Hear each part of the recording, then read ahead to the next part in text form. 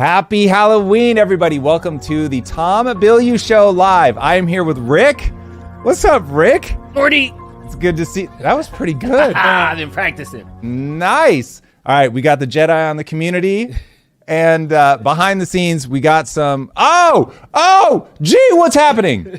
G, don't you dare betray this team. We don't have a camera on these guys at all, do we? No. All right, well, we got Stone Cold Steve Austin, and is that Blue Demon or just generic luchador?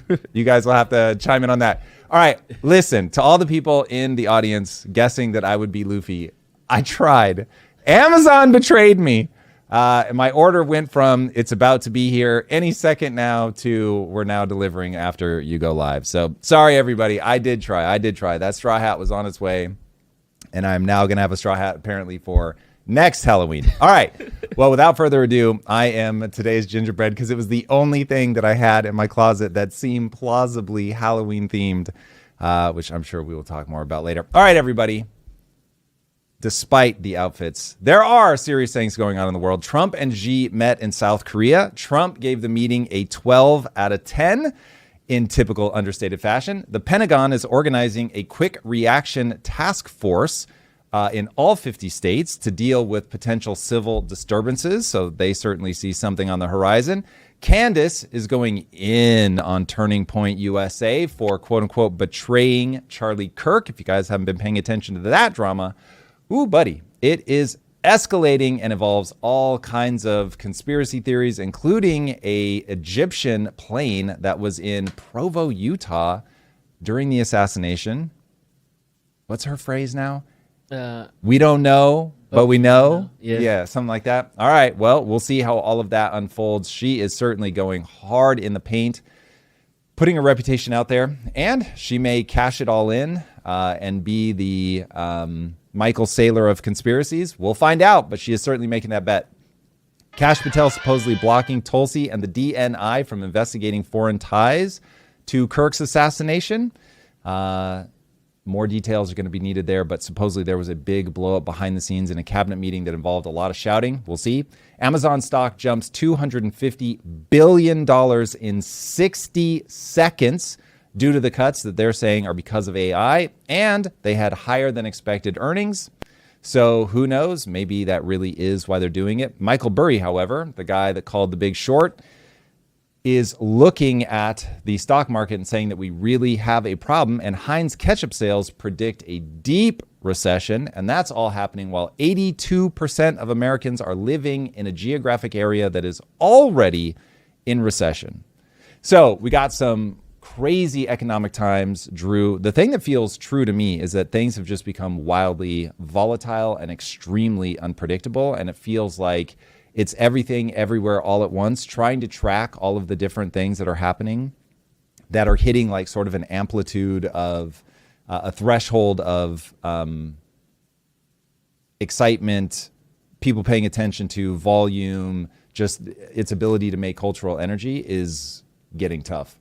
Like it is pretty wild. And we're going to talk about later in the show, but there's also this tale of two economies where we see things going on with the innovation, the AI, the job losses, the future of America, and then what's going on currently, all-time stock market highs, tariff deals, trade deals. So as long as people know that all-time stock market highs are all-time results of inflation, if people lose sight of that, then they're really not going to make the right moves. That's the thing that scares me, is the more that I look at that, the more that I watch that, and I really do think that a recession is coming in the stock market. I think people like myself in the stock market are going to end up getting locked up for several years. People need to brace themselves for that. But that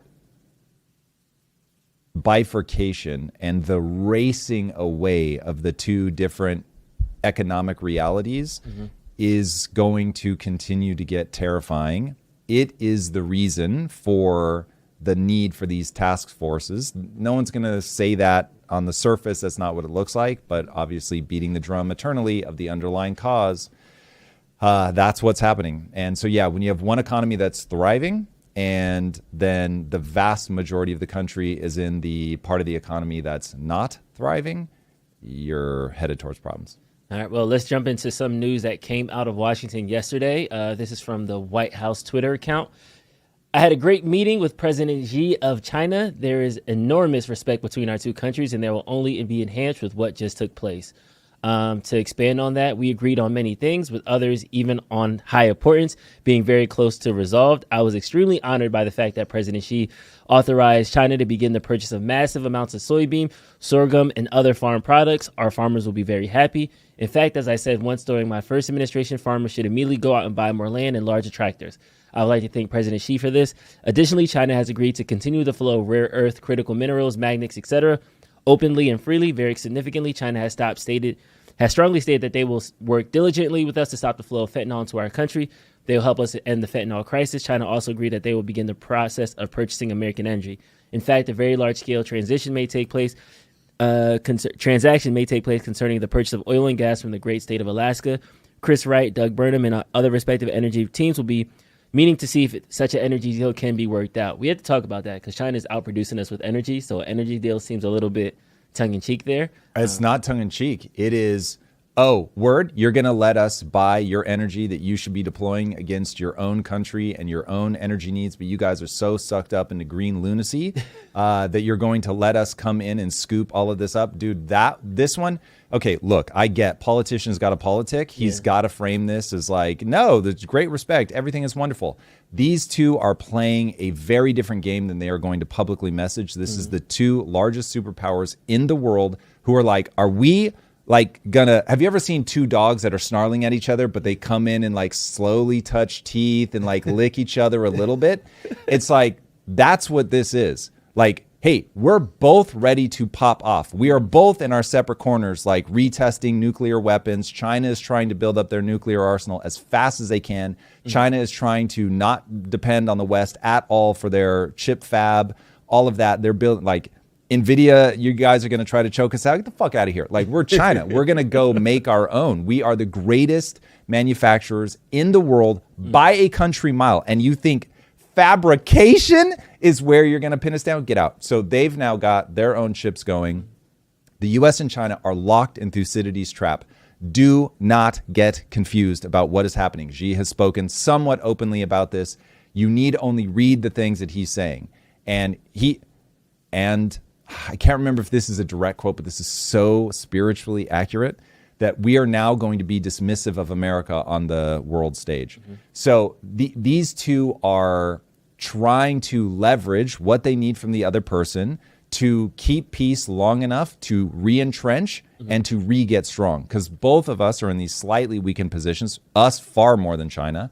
But now we're trying to, like, everybody make sure they're ready if we come to a big brawl. And I'm sure, look, I think both of them would prefer peace. Both of them would prefer that we just get to the point where we're not, Besant's using a new phrase now, we're not decoupling, we're de-risking, I think is what he's saying. De-risking. So it's like, yes, but if anybody gets confused about we're in a Cold War with China, this is extremely high risk.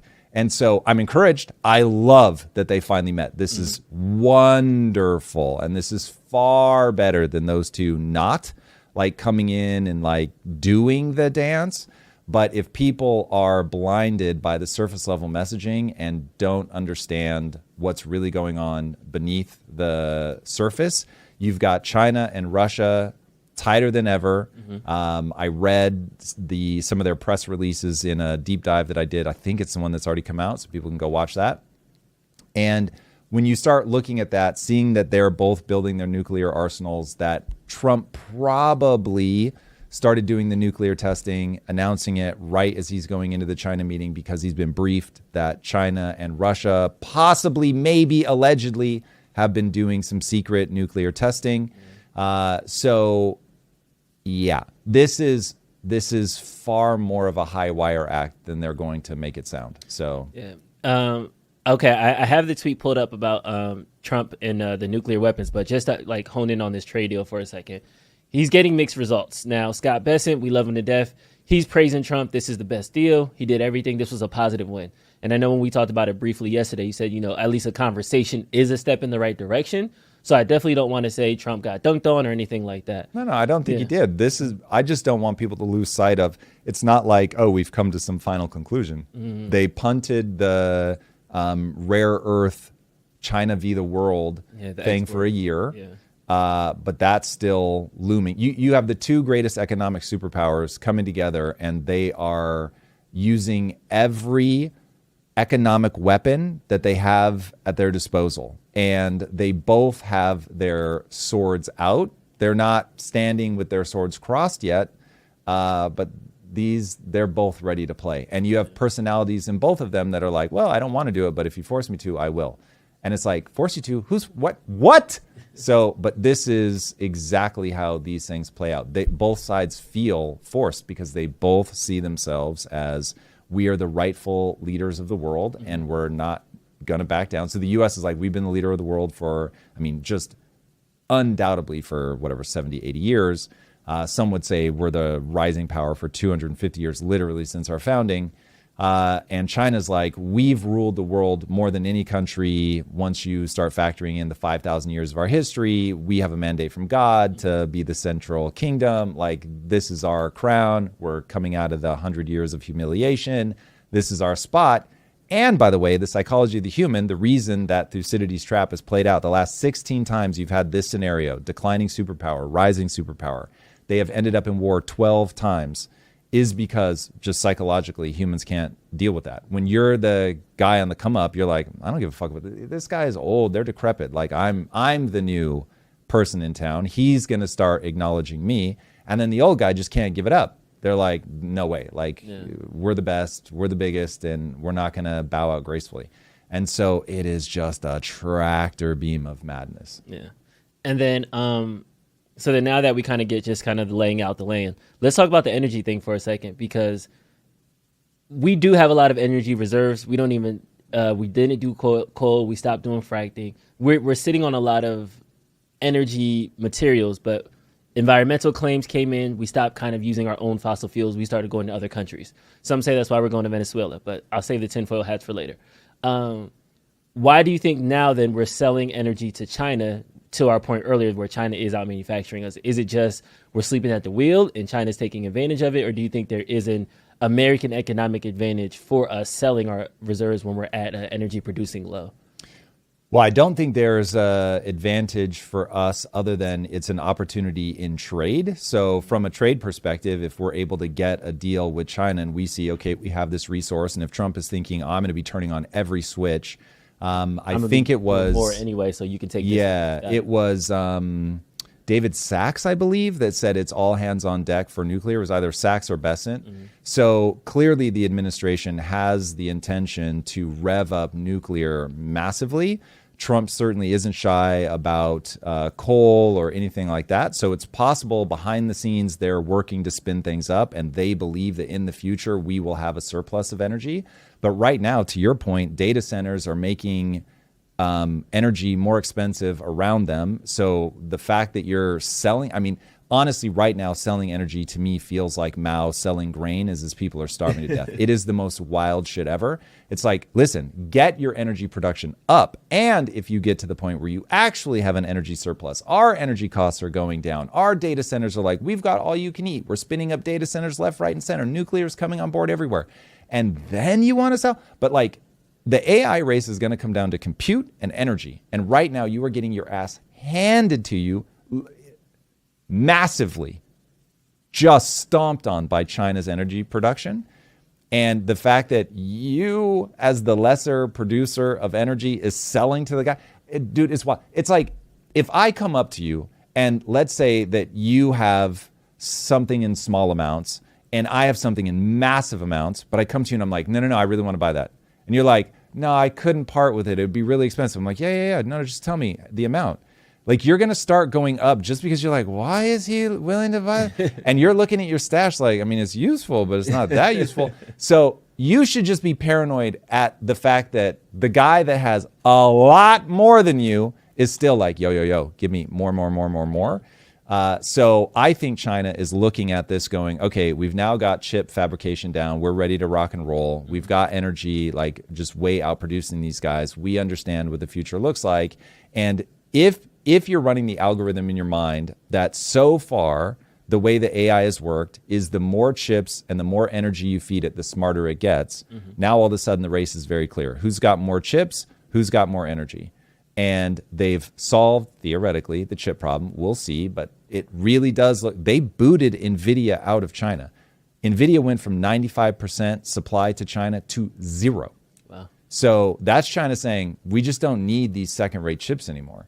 So if they really have solved their chip problem, now the only thing that remains is the energy problem. They certainly have the brilliant engineers that they need. They've proven that. They're more efficient so far with the algorithms than we are, hence DeepSeek.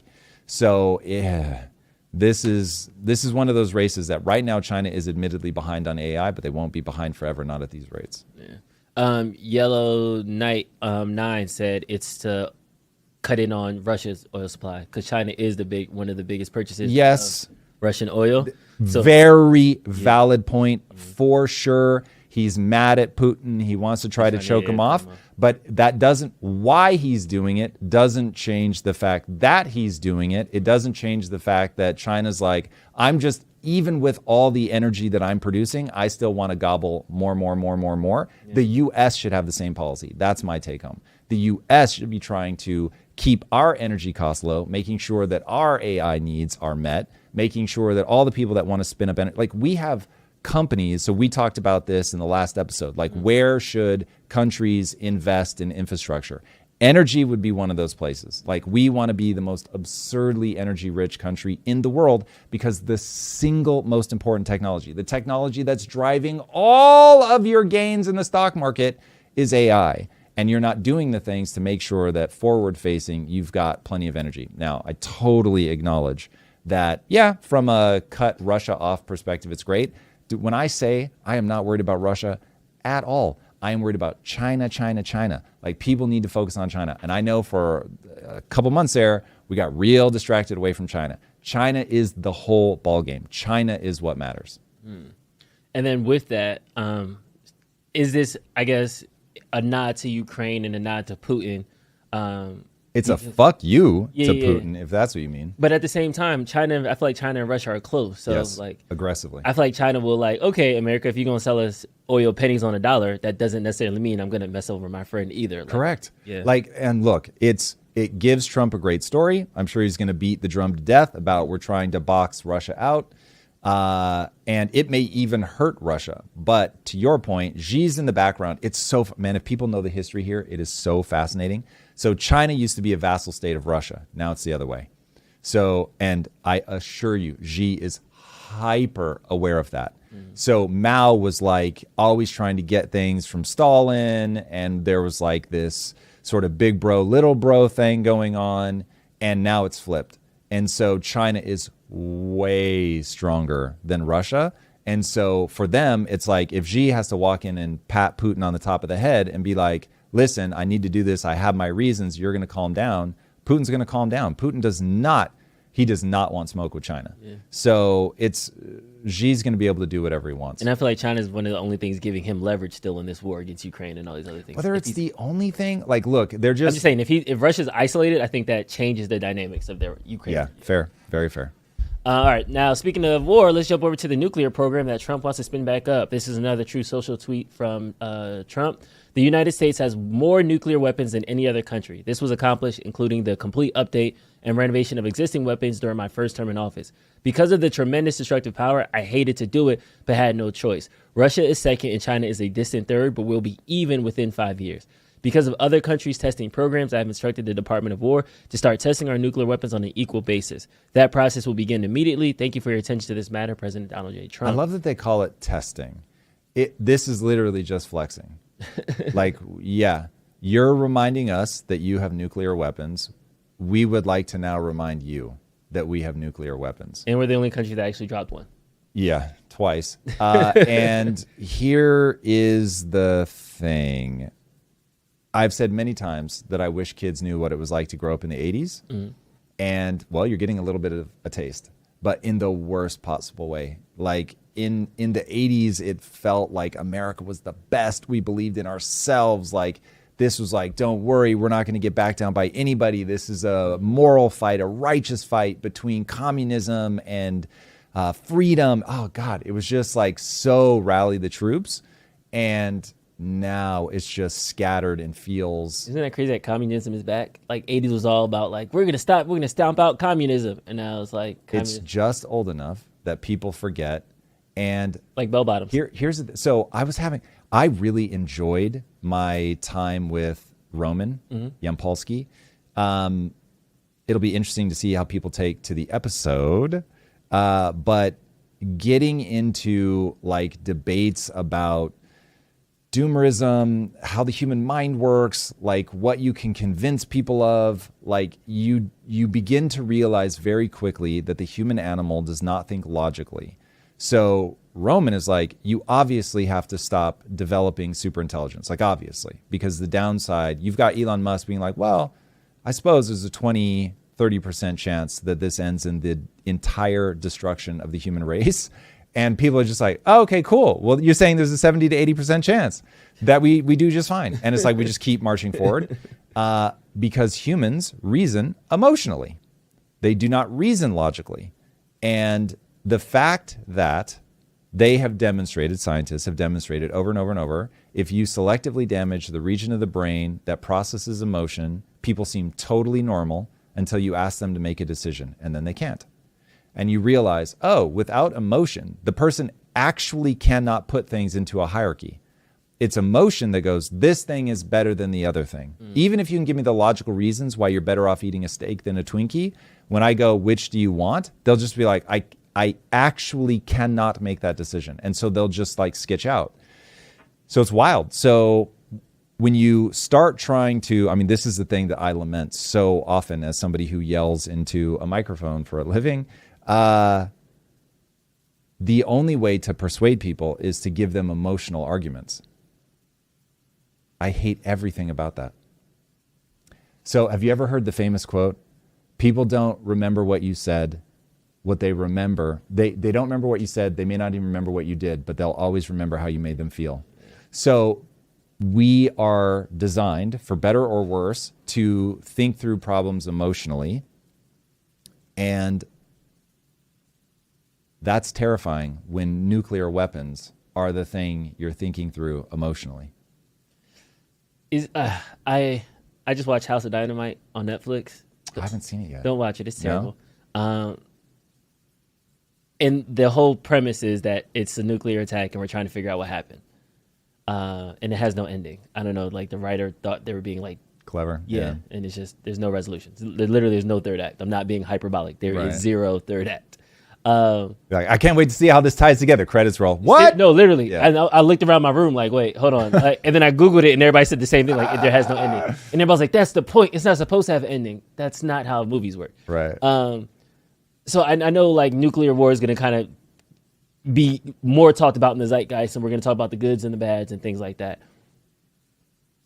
Mutually assured destruction, I thought, was what we all handshake agreed upon. That like, this is going to decimate your people. You're not going to be able to grow anything. It's going to be 100 years of wasteland. Right. Ours is going to be 100 years of wasteland. Cool. Let's never do this again. And then we kind of go in our corners. But then every couple of years, it starts to bubble back. Like, well, let them think that I might do that. You have to. It's just if everyone's like, oh, I'm the only one that'll actually pull the trigger. Cool, let's go. So that was everyone's fear with North Korea, was that they are completely isolated. They have no problem mass suppressing, killing as many people as they need to. And they got nuclear weapons. And they were just saying unhinged stuff about, well, it'd be pretty easy to hit California from here. So people were like, we're going to need to go over there and look across the table. I mean, this is literally, if I remember right, this is a paraphrase, but it's pretty close to a quote. Trump sits down across from, is it Kim Jong-un, I believe? And he goes, you have a red button, but my red button's a lot bigger. Ha, ha, ha. Just a reminder, like, you may be used to normal politicians. And he comes in wearing the red button like Flava Flav. No, I wish. That would have been super gangster. But terrible. That's Trump's attitude, right? He comes in, gold chain, big red button, like, you want to play? You need a little bit of that. You need a little bit of like, no, I might too. So back off. And it is, yes, it's mutually assured destruction. But the assured part is like, that's part of the equation. Like, you have to believe that you're in a literal stalemate, not that you're the only one that's got the guts to do it. So, yeah, I mean, that's really horrible. I hate that this is how the human mind works, but this is how the human mind works. Yeah. All right, wrapping it all up, we have the South Korean deal, we have the Japan deal, Malaysia, Thailand, or Cambodia, Thailand ceasefire trade deal with Malaysia.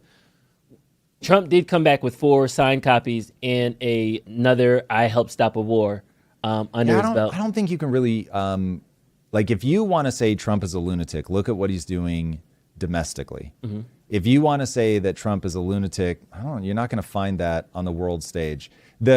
The algorithm that would be running in people's minds if they don't like what Trump is doing on the world stage is that he looks like a bully. You just need to be nice. But that is so illogical in this moment. Mm-hmm. So I think on the international stage, he's doing well. I mean, you can hear Xi in his own words. This is all politics, but Xi in his own words, he was like, you really are a man of peace. I'm impressed by what you're doing on the global stage to end conflicts. I have tremendous respect for you. I mean, you can pull up Xi's own words. So Xi is being very complimentary of Trump. Now, this is for an international audience, so this is going to be very different than things that Xi would message internally, just like Trump messages very differently internally than he does when he's in these meetings. But he's saying the things, right? So it's clear that the fist bump diplomacy of Biden, where it was like moral condemnation, I'm not even going to shake your hand, which he did in the Middle East. I'm not saying he did that in China, but like that whole thing just did not work. And so there was like all this fracturing away. America wasn't the gravitational center of international politics. Trump has reasserted America as the gravitational center of international politics. I think that goes without saying. So there is a level of mutual respect now from these two combatants, and I don't want to lose sight of the fact that these two economies are combatants right now. Yeah, it's worth hearing from Xi directly, and then I want to also play what Besant had to say. You care a lot. Now, keep in mind, no one is more aware of the fact that politics is all spin than I. So I'm not saying what we're about to hear represents the under-the-surface truth. And you're very enthusiastic about settling various regional hotspot issues. I appreciate your great contribution to the recent conclusion of the Gaza ceasefire agreement. During your visit to Malaysia, you witnessed the signing of the Joint Declaration on Peace along the Cambodia-Thailand border, to which you had provided input. China's been helping in our own way Cambodia and Thailand properly settle their border disputes, and we have also been promoting peace talks to resolve other hot. You care a lot. Yeah. All right, there's another one. It's in there. It says in Xi's own words, where he's talking about Trump directly. It's very warm seeing you again because it's been many years. Since your re-election, we have spoken on the phone 3 times, exchanged several letters, and stayed in close contact. And our joint guidance, China-US relations have remained stable on the whole. Given our different national conditions, we do not always see eye to eye with each other. And it is normal for the 2 leading economies of the world to have frictions now and then. It's a very nice way of saying it. Yeah, I appreciate it. And in the face of winds, Frictions. waves, and challenges, you and I, at the helm of China-US relations, should stay the right course and ensure the steady sailing forward of the giant ship of China-US relations. I always believe that China's development goes hand in hand with your vision to make America great again. Yeah, and then you wanted to jump over to the Besant one too, right? Yeah. Yeah, so this is Besant's recap. Again, this spin, but you at least get the official take from the administration itself. What is your response tonight? Laura, good to be with you, and happy 8th anniversary on the Angle. And I've stayed behind in the Republic of Korea to represent the U.S. at the APEC conference. And I can tell you, this was one of President Trump's finest moments, and everything that he's been doing since he came back in January 20th rolled into this moment. He's been doing peace deals, trade deals, tax deals, and in terms of trade deals, he came into China's backyard. He was in Malaysia at the ASEAN conference. We signed deals with Malaysia. He was credited with stopping the war between Thailand and Cambodia. We moved on to Japan, where he signed a historic trade deal with Japan. Takes tariffs on American products down to virtually zero. Pause it for a second. As China gets stronger, it's going to be very interesting to see what happens to Japan. Japan and China have a rough history. Japan was horrific to China. If you've ever heard about the rape of Nanking, yikes. So yeah, some people think that China is going to, as soon as they can, repay that debt. Wow. So Japan obviously is in a tough spot in terms of China's in your backyard. America's a long way away. America's declining, but they're not gone yet. So it's like, what do you do? And both of us are broke. Whew. Yeah, well, yeah. Japan far more so, but it's an interesting time to be Japanese. We get $550 billion from the Japanese in terms of public sector investment, the trillions of dollars of private sector investment. Then we came to Korea, and the historic meeting yesterday between President Trump and President Xi. And watching these guys walk I can down tell you, I've been privileged stairway to be like it's a fucking obstacle course in a video game. It's always tough. It's like, bro, it's stairs. Yeah, I want to say Marco Rubio is probably the youngest person at that table. So, yeah, well, Bessen's still doing great. He's got 20 years on him. Rubio's got 30 years on him. So yeah, these guys will be good to go for a long time. But Trump is pushing. I have to address the elephant in the room. Let's go. There is this specific way how you talk to Trump.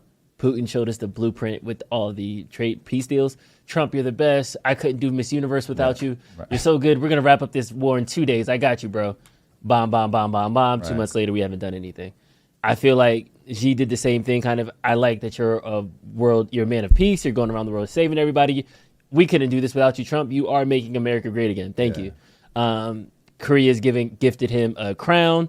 Japan is gifting them that's hilarious, cherry blossoms. That was straight trolling. So it's like there's a lot of things that are happening, and you can put this up, G. There's a lot of things happening that are talking about other world leaders kind of flattering Trump. Yep. But is that part of the spin of okay, let's make this American feel good. Let's feed him a cheeseburger, tell him he looks good, and we'll be able to lower our tariff and help our people. Of course. But here, so the only way, when people use that argument, I try to think, okay, this person is a character, I'm writing them, what would they have to believe in order to be saying the things that they're saying? They would have to believe that Trump is dumb versus just easy to flatter. So Trump is easy to flatter. There's no doubt about that. And you're going to get mileage out of flattering Trump. But at the same time, if you turn around and bite his hand, then he bites back. So, and anybody that's watching the way that Trump moves, if anything, you could call him erratic and I would get it. But it's because he will go, if you're kissing my ring, I'm going to be nice. If you stop kissing my ring, I'm going to start slapping you around. And so it's yes, it's very easy to know what to do with Trump, but you still have to do it. Or he gets he pulls that stick out real fast and starts hitting you with it. So whether it ends up working in the long run or not is an open question, and I have no idea. But there's no doubt that Trump is not afraid to push back. He's not the guy that talks a big game and then you push him and he starts yelling, I hope somebody holds me back. He's the lunatic that punches you, punches the guy standing next to you, and everyone's like, what is he doing? So people that interface with Trump know that if I escalate with him, he's going to escalate with me. So we've got to find a way to like de-escalate this. Now it gets weird when you have somebody like Xi who's like, oh, you want to play the escalation game? Let's go. But you can see that they both have their limit. So Xi has backed off of tariffing the entire world. Honestly, it was him aping Trump move. He was saying, listen, you think you're the only one that can act erratic. Our economy is stronger than yours. Like, you guys have printed into oblivion. We're over here retying the yuan to gold. We've got our gold corridor coming. It's going to take time, but we're a patient nation. But if you think that you're the only one that can escalate, you are out of your mind. So cool. Not only am I going to tariff you, I'm going to tariff the whole world. And let's see what you do about it. Because we have spent the last 40 years cornering the market on modern life.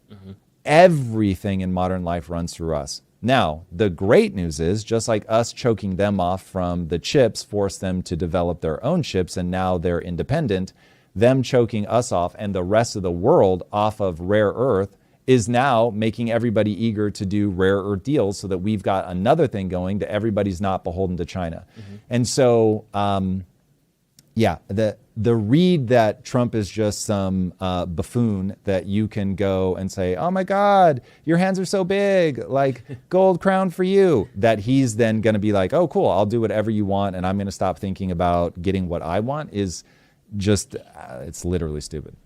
It's funny that we were talking about how South Korea was trolling them by giving them a crown. South Korea was trolling the American left. Or they were trolling the American left. But you use the analogy of kissing the ring. And people who are infamous kiss the ringers are usually like kings, so it's kind of like funny. The whole listen.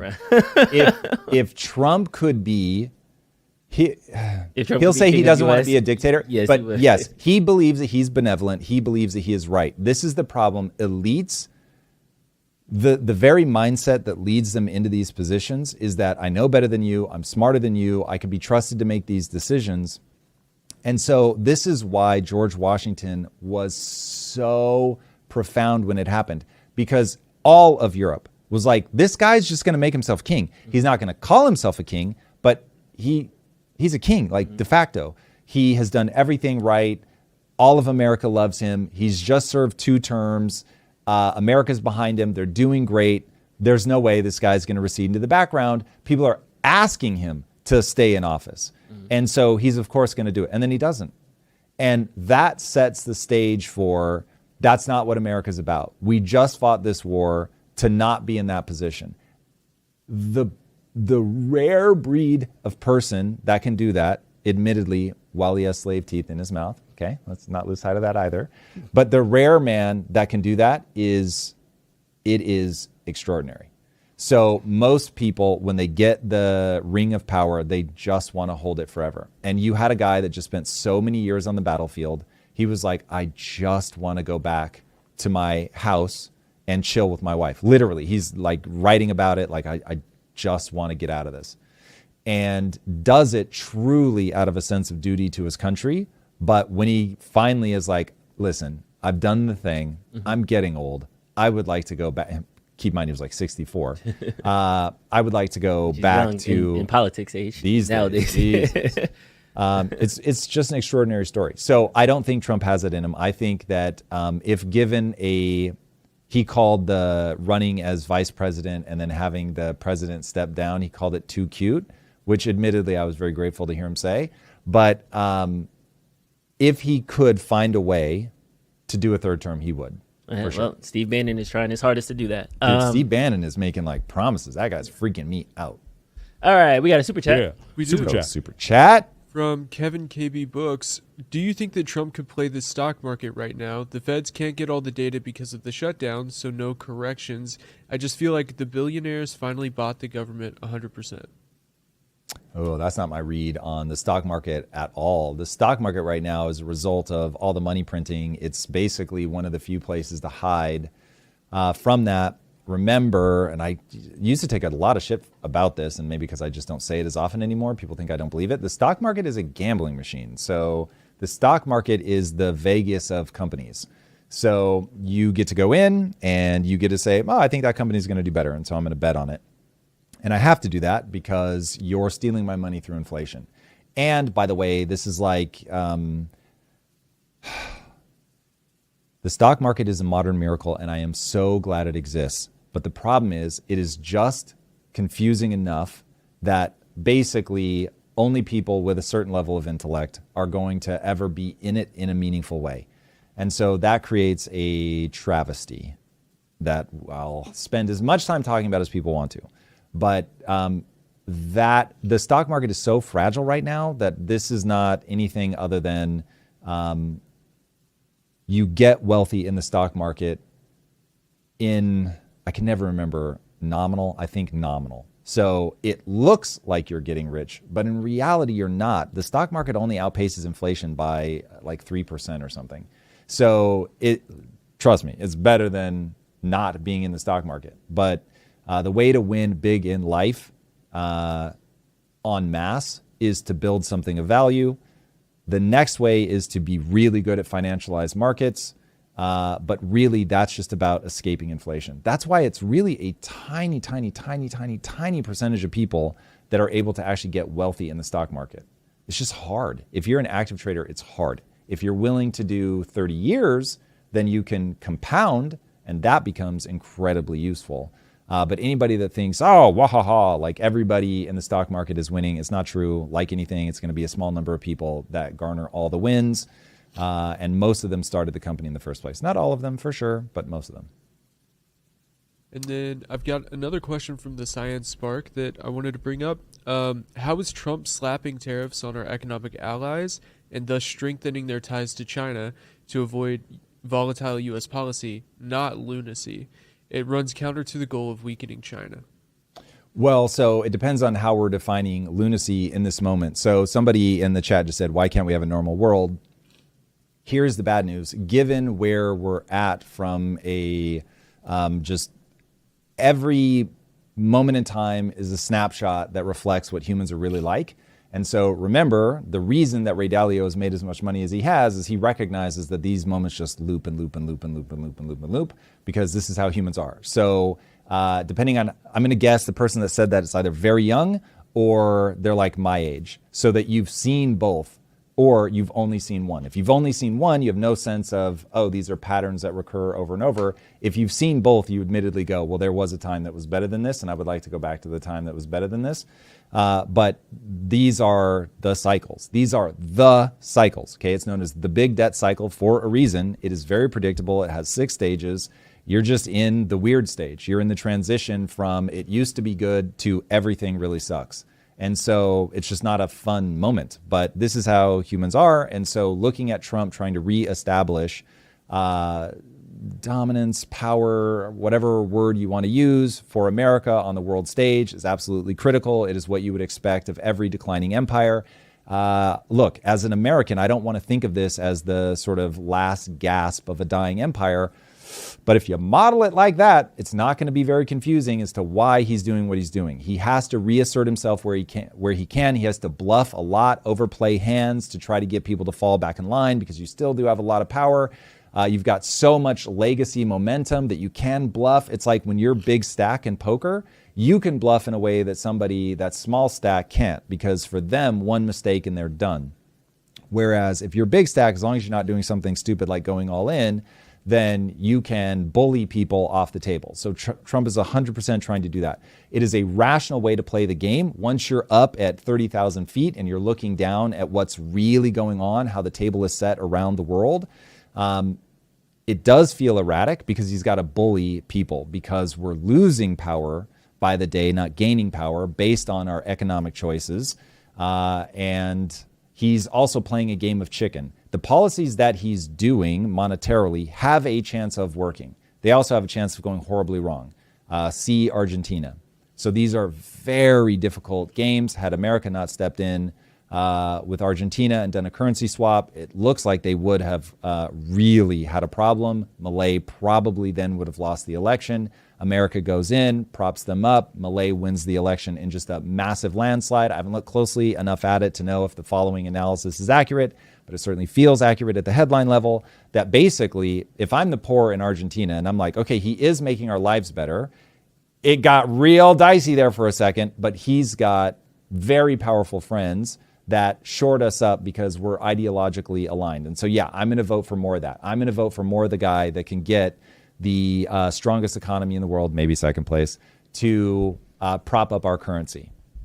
So it's both on the ground actually working, but it's so precarious, and economies, when they're trying to be managed, are so volatile that you have to have somebody that comes and smooths it out. Okay, period, but new paragraph, same topic. This is why I say that modern monetary theory it's a trade-off. Modern monetary theory lets you do what they're doing right now. It lets you prop up a government. You can actually get away with it.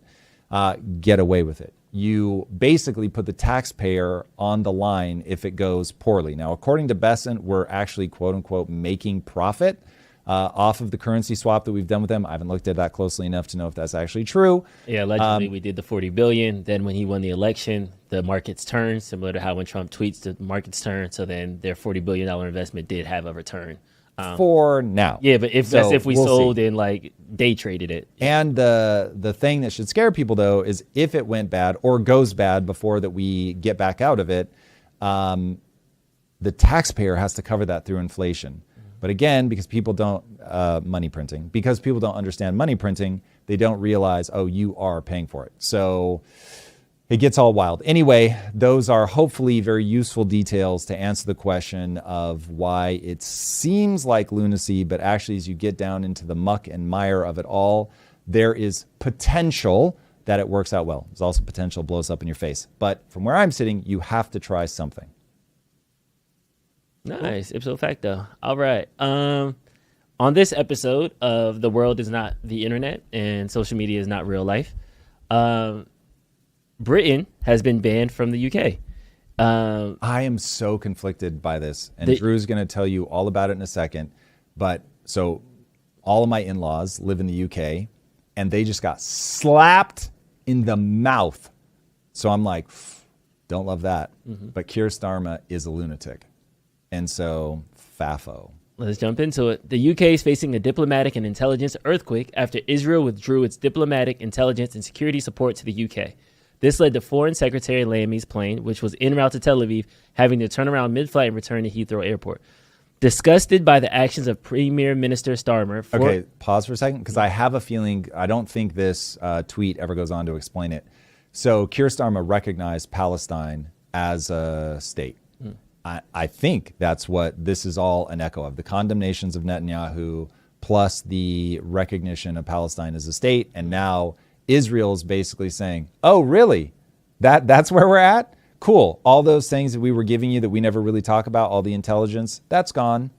And so we're about to find out, like, if one of the things that Israel has on people is that they're providing a level of intelligence that is unparalleled that they're not able to do. This is very much like the Europe relying on America's military, Canada relying on America's military. As a side note, if you saw the Canadian military woman crying and apologizing for racism, it was so wild. It's like, that's not a military in my book. And then you've got, if that's true, and they're doing all of that, and everybody's riding on that, and that's the reason that they're not having to pay for their own stuff, and now they're going to have to pay for it, just like Europe is having to now crank up to like 3 to 5% of GDP on their military. It's like, bro, that is a huge difference in allocation of funds. So maybe it's nothing, and maybe the UK is like, whatever. Or maybe it's like, okay, now we've got problems, and now the UK starts suffering because they've essentially gotten rid of their security alarm. And this is the paragraph that jumps out to me. The British government is shocked to acknowledge that it is now defenseless against foreign terrorist threats after Israel abruptly suspended its historic role of protecting the UK from at least 17 planned terrorist attacks on British soil. So I'm not sure how long this allegiance is going, probably back to the 1946, but at least 17 planned terror attacks were solved because of their alliance and their exchange of intelligence. To me, the reason I started it this way of like social media is not real life, the world is different. I think that's why I think we need to bring the James Burnham button back, because a lot of times the alt of it all, like, yes, the world should be like this. And if we, the people, get together and we can, like, yes, that's cute. But not everybody plays by that playbook. Not everybody's thinking that way. And there are those people that bump in the night that protect us from bad people. There are still terrorists. There are still people who want to kill Americans and kill everything West. There are still bad guys in the world. And I think that I don't know if Starmer was just grandstanding, trying to appeal his young base and say, hey guys, Palestine is, but going so hard to try to appease going so hard to try to save the right now, you then kind of impacted a relationship that historically have been saving you for the last couple of decades. So It's one of those things where you have to be very, as a world leader, that's why sometimes they don't say the things we want them to say, because there are things that we don't see that they're relying on or that they see that happens in the background. Yes. Yeah.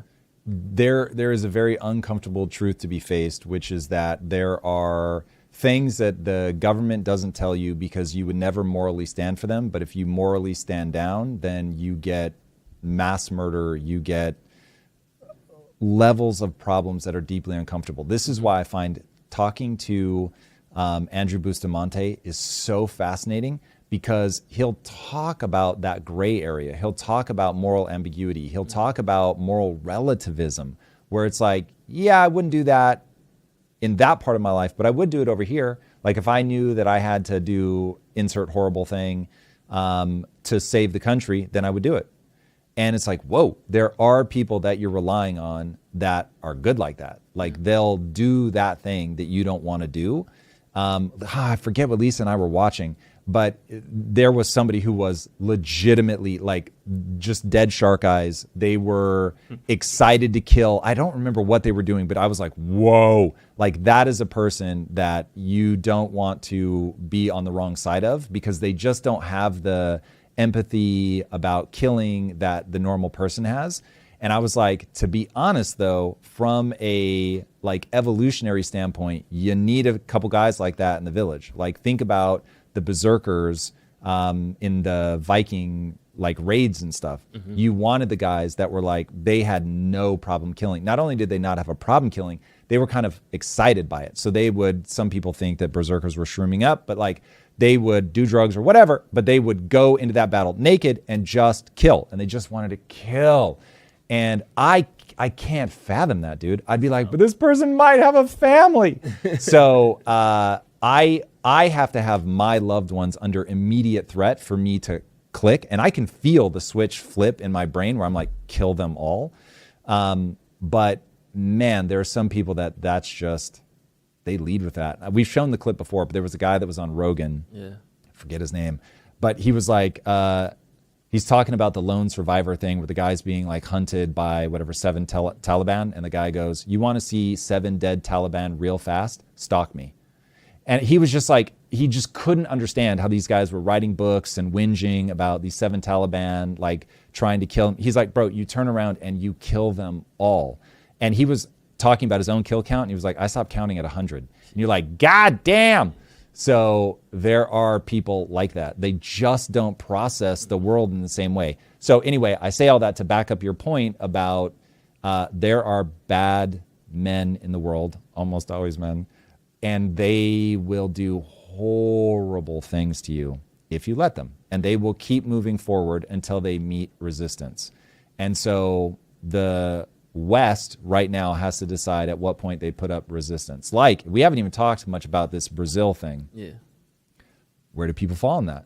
They killed 100 plus gang members. They didn't arrest them.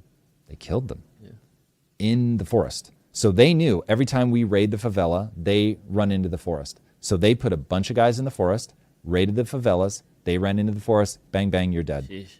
And now it's like, are we mad?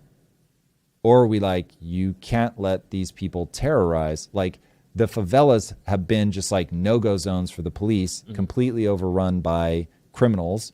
And at what point do you go, we don't tolerate that? And you recruit the guys. It's like, oh, in life, you could have gone either way. You could have been the guy on the drug side, or you could be the guy on the cop side, because you don't mind shooting people in the face. And it's like, where do we fall on that? Yeah. We are going to have to decide, because we are in this unstable moment where more and more violence is breaking out, and there's a lot of compassion that, from where I'm sitting, is untethered to what the world is actually like.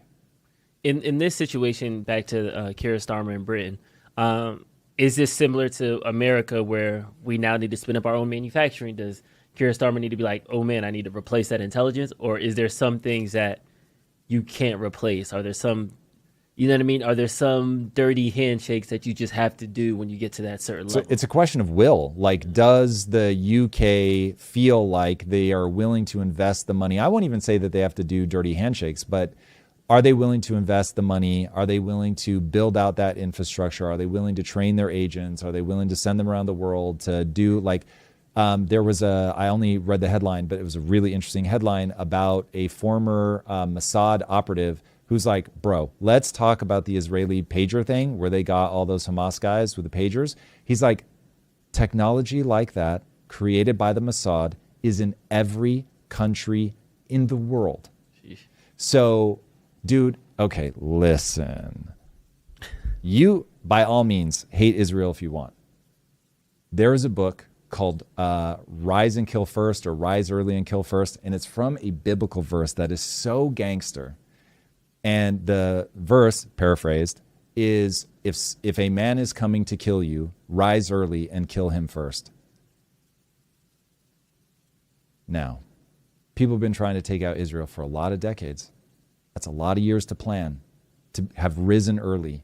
And if your intelligence community is like galvanized around the statement, rise early and kill them first, again, I'm not asking you to be on board with it morally. I'm just saying, what does a world look like where these guys have been building out pagers, like where they spin up entire companies, where they're putting bombs inside of pagers, distributing those into those networks. Okay, if that is the tip of an iceberg of a country that for 70 years has had the motto, rise early and kill first. He's got a bunch of pager buttons. Yeah. So I'm just saying, is the UK, are they prepared to do that? And knowing that they're 70 years behind. Like, imagine being in a meeting where whatever Israeli prime minister is in power at that moment is like, lean in. And they tell you some shit.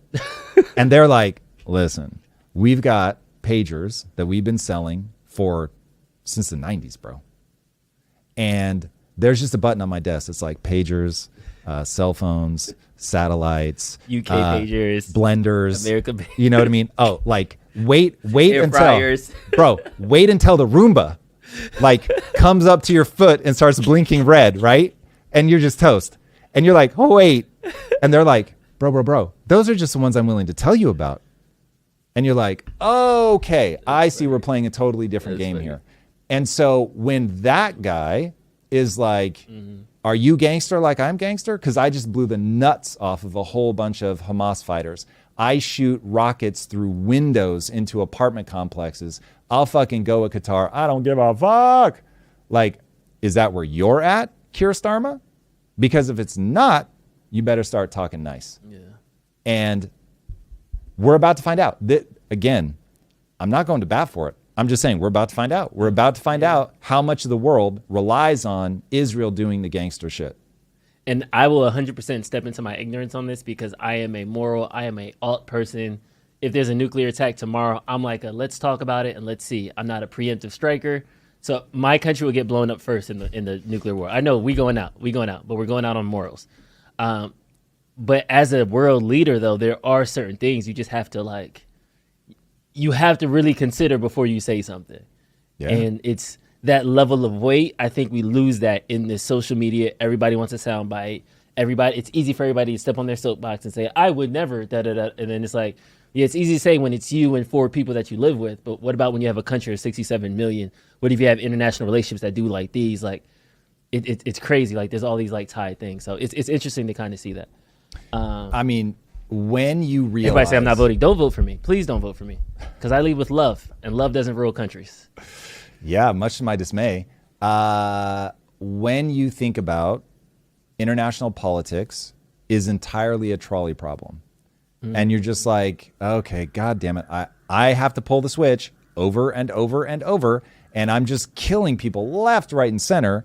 And so the question is, when I drone strike that boat in international waters, am I killing the one to save the 1,000? Or am I just a sociopath that likes drone striking boats? And you've got to have somebody in there that's willing to drone strike. And I'll be honest, I didn't see the Obama drone strike happy like personality trait, but he was drone striking. My man was drone striking. He was drone striking. Like, let's go. And maybe the first one was hard, and after that, it was like, you get a strike, you get a strike, everybody gets a strike. I don't know. But yeah, that's wild. I always go back to that because Lupe Fiasco got canceled for that. He was like, hey, Obama's killing a lot of people. They're like, what? What'd you say about Obama? And then Lupe disappeared for 5 years and then came back out. He was Dude, like, cancellations are so wild. It's so wild. It's so wild. There, no freedom from consequences, Drew, as people like to remind us. But it is amazing in the age of social media how fast people can just be like, nah, fuck them.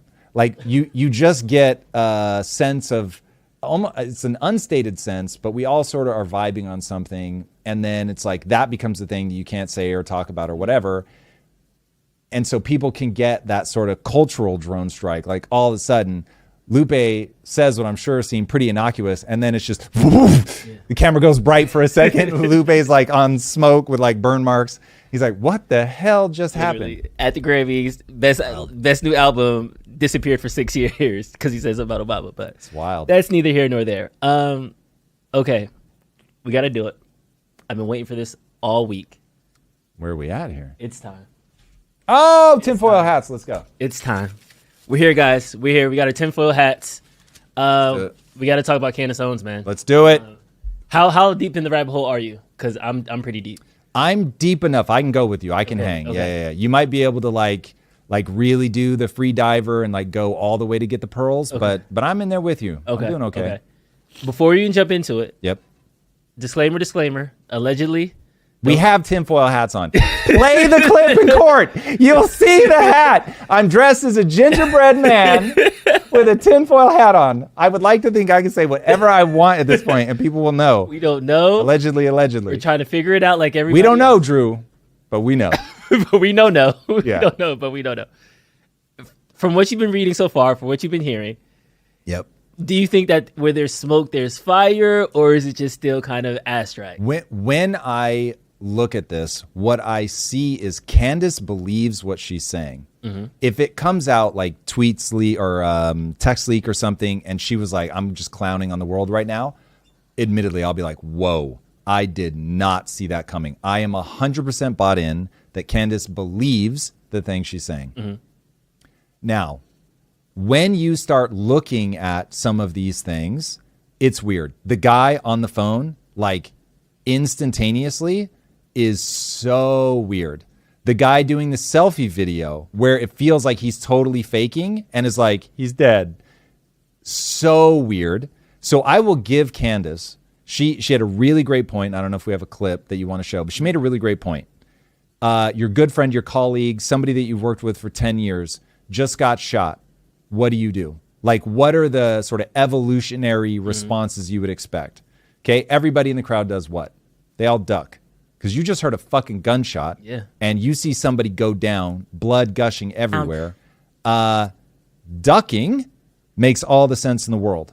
Running to your friend to see if they're okay makes all the sense in the world. Running away because it's a gunshot. You don't even know what's going on. Like, dude, there have been times in like Fortnite where I can't tell where I'm getting shot from, and so I'm just like scrambling, like, where's a bush? I gotta hide. And they were like on the phone. Dude, it's 0.83 seconds. 0.83 seconds. And homie's on a call. Didn't look over his shoulder.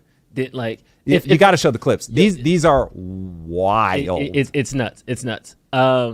Let's take a step back though. I want to ground this because the reason I want to start here is because I want to let you know the intention, because you gave me the constellation example, and ever since then I can't unsee it now. So she has a very much intention with everything that she's putting together. So. Yes. He could have been on the phone 2 minutes ago, and then that was the panic. Like, all these other things, again, disclaimer. But Candace let this be known 3 days ago when she came back and started this Charlie Kirk tirade, I'll call it. This is a clip of, like, her intentions going forward. And I want to say this because there has been a lot of reading in between the lines. It's strange to me. I think I'm a very direct person, and I say what I mean. And I do not want people to mistake what's happening right now or to wrongly assume my intentions here. So allow me to be very explicit, okay? I want war with all of you, okay? All of you. And there's a reason. I'm going to get to that reason in a little bit, but I want more with all of you. So write your articles, issue your statements, email the White House, reach out for comment, okay? Say whatever it is you want to say about me. I want more with all of you. Because I know. There's certain personality types that it's like, bro, is that the target you want to go after? She's got one of those personality types. She likes conflict. Like, she wants to argue. This is how I feel about Destiny. Destiny likes to argue. He likes when people are coming at him and things are going wrong and he gets to yell. Like, there's some level of neurochemical that secretes that he just loves that. She is in the same boat. Dude, she's being sued by a foreign, like, head of state. And she's like, let's keep going. I'm quintupling down. Like, what's a bigger number? I'm septupling down. Like, she's just going to keep going. There's no end to the downing. I want war with... By the way, that clip out of context is powerful. Yeah. In context, it's even more. Like, she goes through this whole list. Exactly. She's talking about Turning Point USA. I want war with all of you at Turning Point USA, the organization that I used to be deeply affiliated with. Charlie Kirk is a good friend of mine. She's not saying that about, like, whoever killed Charlie Kirk. She's not saying that about whoever might be coming after her with slander online. She's saying that to, like, a mahusive organization that she used to be involved with and is like, each and every one of you, I want the smoke. It is wild.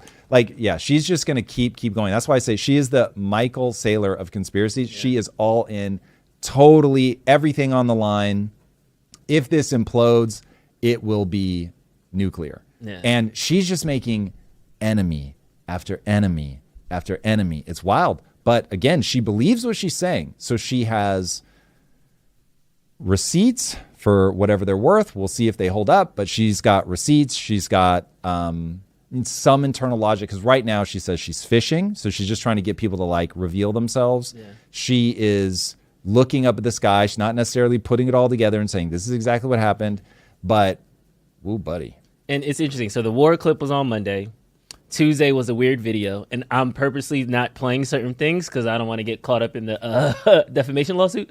So the first one was I Want War. Thank you. The Tuesday was the weird videos and the people around Charlie acting weird right after the shooting. Yeah. And then Wednesday, she talks about the Egyptian military plane. We have that clip pulled up.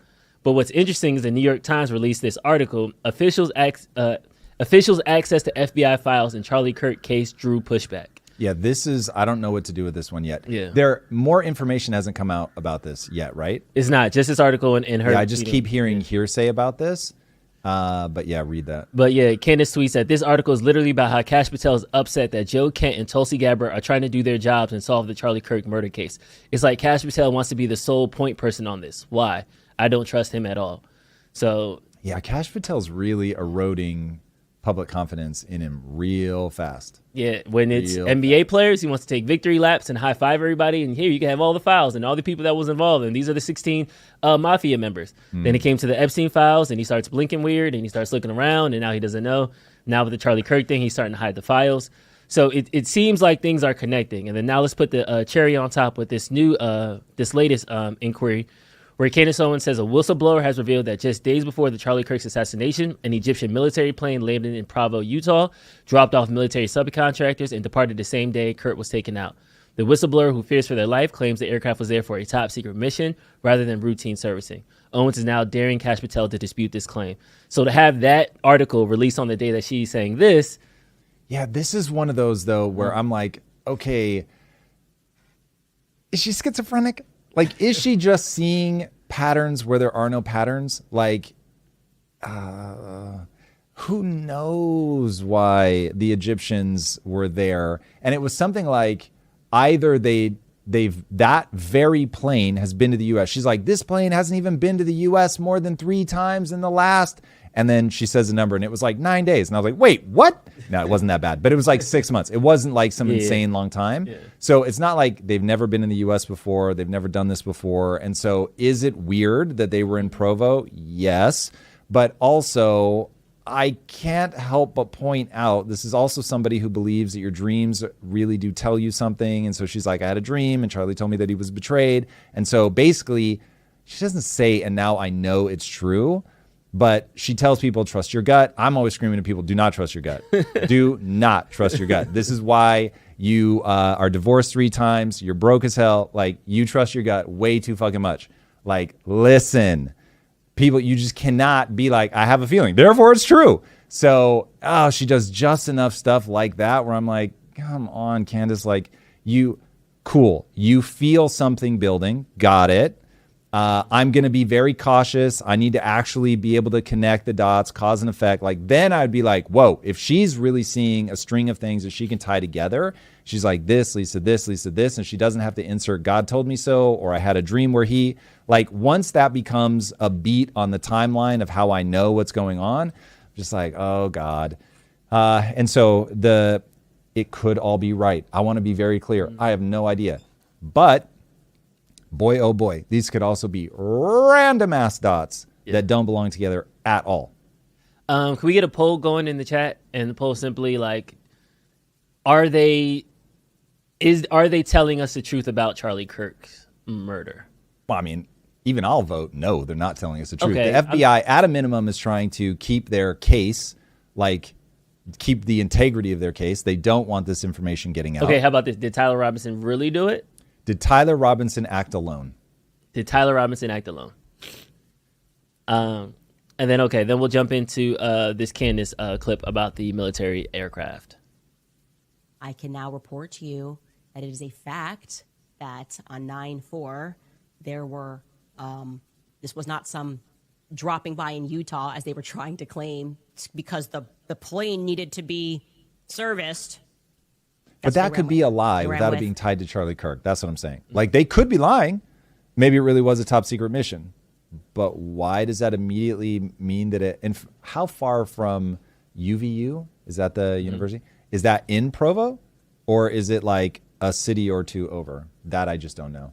14-minute drive. Okay, so close enough that it could really be the thing.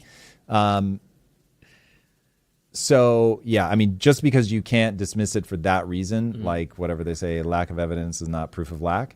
But, yeah, I'm not even sure she knows what she's drawing here. Everything just is read to her as conspiratorial, and then she pulls things into her narrative, right? So, but imagine something else happened that day in Utah near Provo, and that person can pull on this just as well. So, like, she never makes a claim about what they're doing there. She's just like, well, it happened on the day that Charlie got killed. I'm just asking questions here, Drew. So that's where I'm like, I think we need a little harder, like, thesis about what's going on. This could have been a routine servicing. I guess there's just no place from Egypt all the way. Like, let me paint a picture for you. So if I'm writing this and I'm like, I've got to make this plausible, you're going to show a scene in Egypt where somebody somewhere in Egypt says, like, you just can't let people like this talk like that. You can't let them ruin relationships. In fact, it'd be better if you have somebody in Israel say that. You see then that person in Israel and they're saying, you can't let somebody like Charlie Kirk say those words. Then you see that person take a flight to Egypt. Then you see the Egyptian plane there. Then you can be like, okay, listen, this guy says this on this date. This guy goes to Egypt on this date. The Egyptian plane, who he's had 7 meetings with in the last year, that plane ends up in Provo, Utah on the day that Charlie... Then I'd be like, whoa, okay, there's actual connective tissue here. This, right now, this just feels random. Yeah, a private plane came to Utah. That happened to be Egyptian. Even doing something super secretive, shouldn't be here, doesn't necessarily mean it's about Charlie. Anyway, I don't see the connective tissue she has that makes her think this is a thing to draw in. All right, Mason, where are we at with that poll? What's it looking like? So we got 132 votes, 79% for no. Wow. All right. Are you getting sick in real time, Mason? My nose is actively stuffing up. I noticed that. You sounded fine at the beginning of the shoot, and now this is fun. Feels like allergies just kind of taking. All right, well, fingers crossed. Fingers crossed for you. All right. So we'll see what happens. She's off this week. We'll see if there's another banger next week, and we'll revisit it if it's worth bringing the tinfoil hats back out. But at the very minimum, though, I do think there's more to the story than Tyler Robinson and his trans partner, and that's why we're doing it. Really? I didn't even get into the deep list. What makes you think there's more to it? I've been in the rabbit hole, so I guess X is just feeding me now. Because now there's certain people that are now saying Erica Kirk is going to replace Ursa Vance. Oh God! Okay, Because we got the tinfoil hat. Play it. She was like rubbing his head. I apologize in advance. Y'all seen that? We have the tinfoil hats on, but you got to play this one. I admit, I was like the Erica Kirk Vance hug. Like if Lisa saw you hug somebody like that, for real, yeah, I'll be like, that one's weird. That is weird. weird. I'm not gonna lie. Okay, we are completely off the reservation right now, everybody. I want to be very clear about this. Yeah, you don't caress. That's wild. But no. You got to play. Doesn't somebody talk through all of this, or did I just read all of this? Their own arrangement here. The way that we've come to our arrangement. No, I only seen the picture. We have to set the stage. So either I read this or I heard somebody talking about it. But it goes like this. Okay, what we are trying to do is we're trying to make sure that we have the mega movement go on forever, but we have a problem. Problem number one is that Charlie Kirk was getting a little too spicy with it, distancing himself from Israel. We can't have that. We got to take him out. Okay, cool. Check. We got Charlie Kirk. Now, that also gave us a free agent who is also, remember, allegedly, that she is his wife, is Jewish descent. Undercover asset. Yep, got Charlie to marry her so we could keep him in pocket. He gets out of pocket, got to take him out, get her in place. Now, by the way, because J.D. Vance is married to somebody who's not a white nationalist, white Christian nationalist. Yeah, we got to get her out of here. You know we got to get rid of her. We got to get out of so here. now... We need the Gropers to come back for another election cycle. They don't like brown people. Got to get the brown people out here. Got to go. Yep. So now we've got her... what's her name? Erica Kirk. Thank you. Hugging J.D. Vance with, is that both hands in his hair? Certainly one hand on the back of his head in his hair, which is admittedly, that's okay. If a girl hug me like that, I'm going to at least give me an Instagram. Like, right, you know what I mean? Like, at least, at the very minimum. Slide into DMs, please.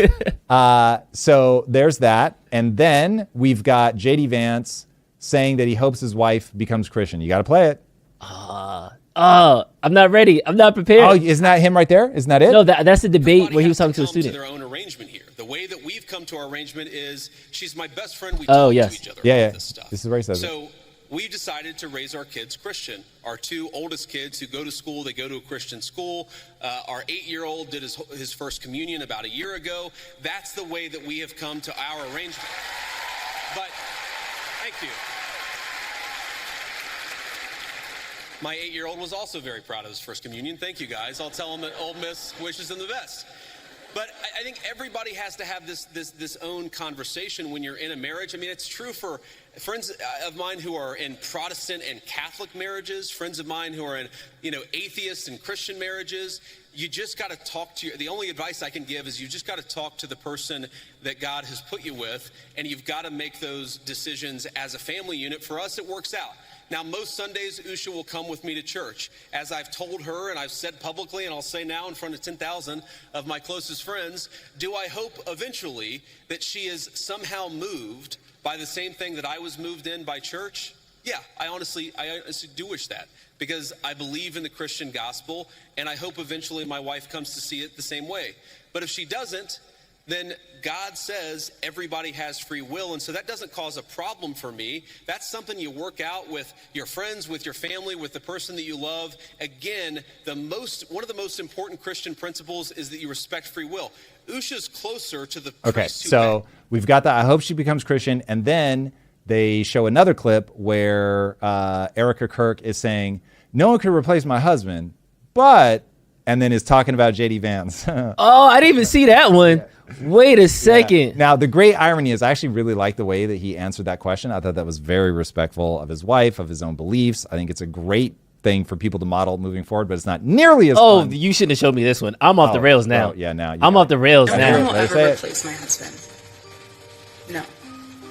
But I do see some similarities of my husband in JD and Vice President JD Vance. I do.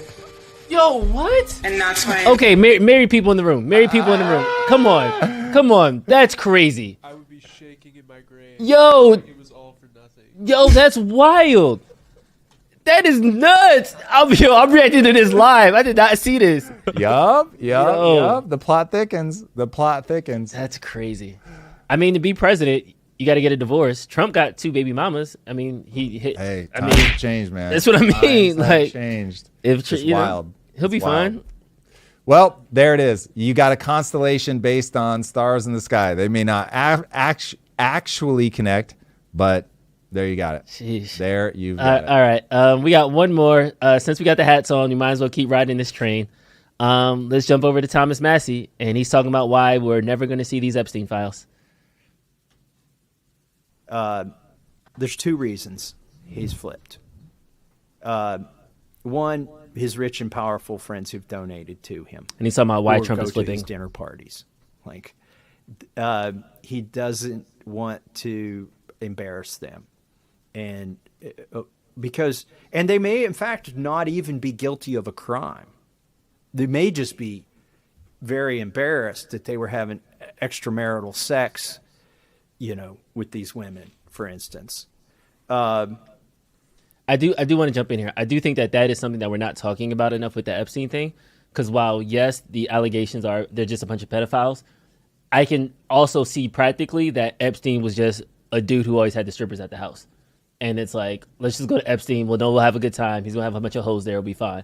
But that is also damning for politicians, CEOs, people who are married, have families, and have these like agendas and stuff like that too. So I think not everybody is a 10-year criminal who's pedophile, like going after 8-year-olds. Right. But at the same time, it's still not a good look to be associated with like, I cheated on my wife openly. Especially not if on the menu you can select from Yeah. the illegal. It's just horrific. Yeah.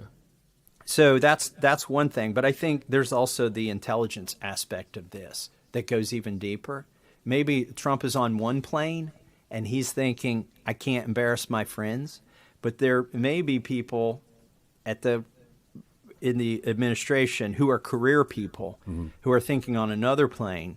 They're like, well, let's convince Trump he's going to embarrass his friends, when in reality what we're trying to do is protect our sources and methods, which may involve sex trafficking. Yeah.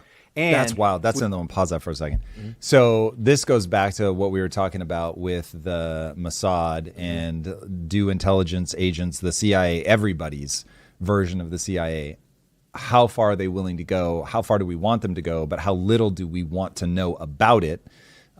Because reading between the lines, he never says this, but it clicked for me that I was like, oh, wait, I bet there's a lot of things Trump is like, don't tell me. Like, I don't want to know. And so there's an amount of like, what I want you to get done, but you've got to protect me. So I have plausible deniability. And I think for a long time, that was like the stated like policy was we keep you out of it. So you have plausible deniability.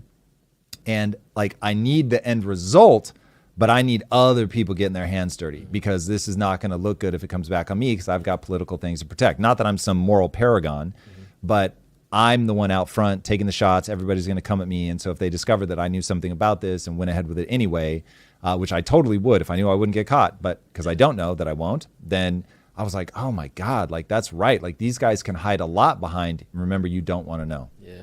But in reality, the one thing you actually don't want to know is used to hide 100 things that if you knew about, you'd be like, we can't do that. So that is a very interesting point from my man, Thomas Massey. Yeah. We I don't know a lot about him. Do you know a lot about him? That he's smart and he wears the budget. You had me at hello. And that he and Ro Khan were talking about a lot of similar policies. So Right, he's one of the right. only Yeah, politicians, him and Rand Paul, that aren't just team Republican. We say yes to everything MAGA does.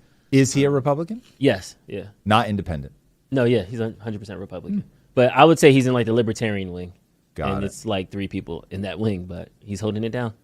This is also the person that Trump is trying to get primary so that way he can get a MAGA yes. See, I heard Vance talking about him saying, listen, man, if you vote against the party 100% of the time, we're not going to be here when you need us. Exactly. And it's like, look, this is, as of today, this is a team ball game. Yeah. So putting everything in context, Trump either has friends he doesn't want to embarrass or friends he doesn't want to, expose at the national level.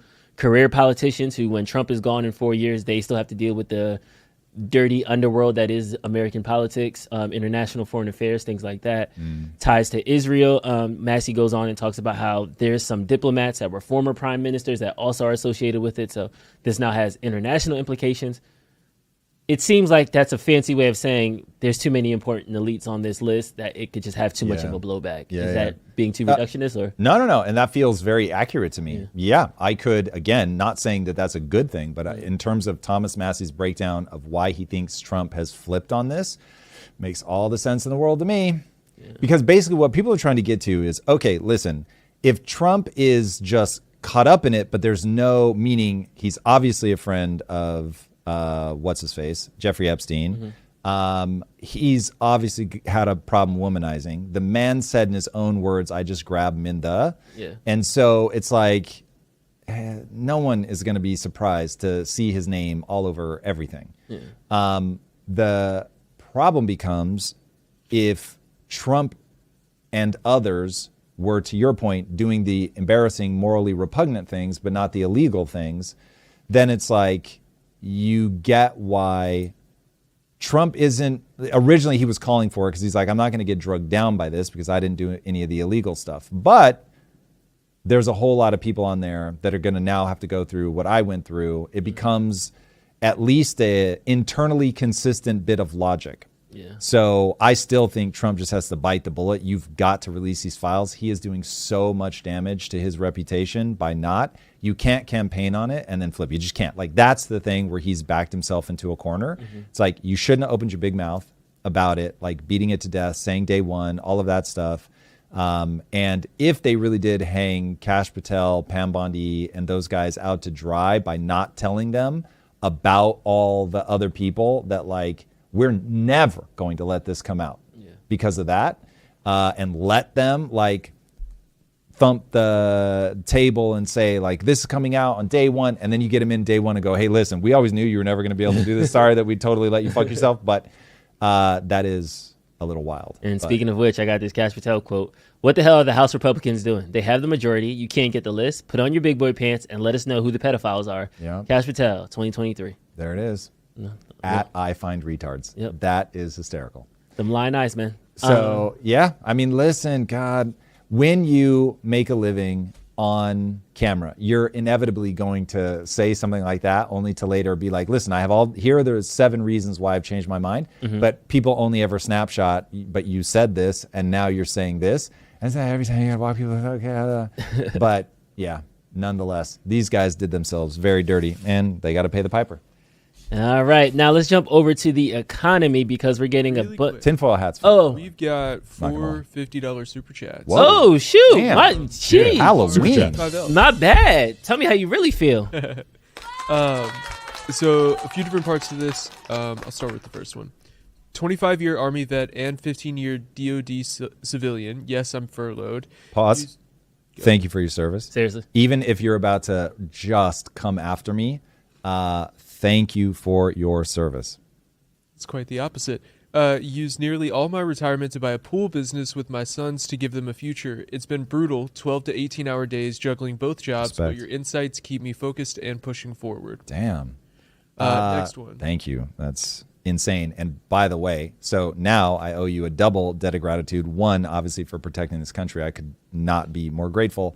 And then 2, I really believe that entrepreneurs are the unsung heroes of this moment. Entrepreneurs solve problems. They make money doing it. They create jobs. They're the only reason we have a single dime in tax money to spend. So thank you for your contributions there as well. And yes, I know how hard it can be. Second one. I've also learned to harness AI to code. I'm working on business ideas to thrive in the AI future. Long nights, steep learning curve. But I'm determined. Your message pushes me to adapt, think clearly, and keep building no matter how hard it gets. You are on a roll, bro. Yeah. I'm thank you guys. Like, that is incredibly generous that you would pay to thank me. That's wild.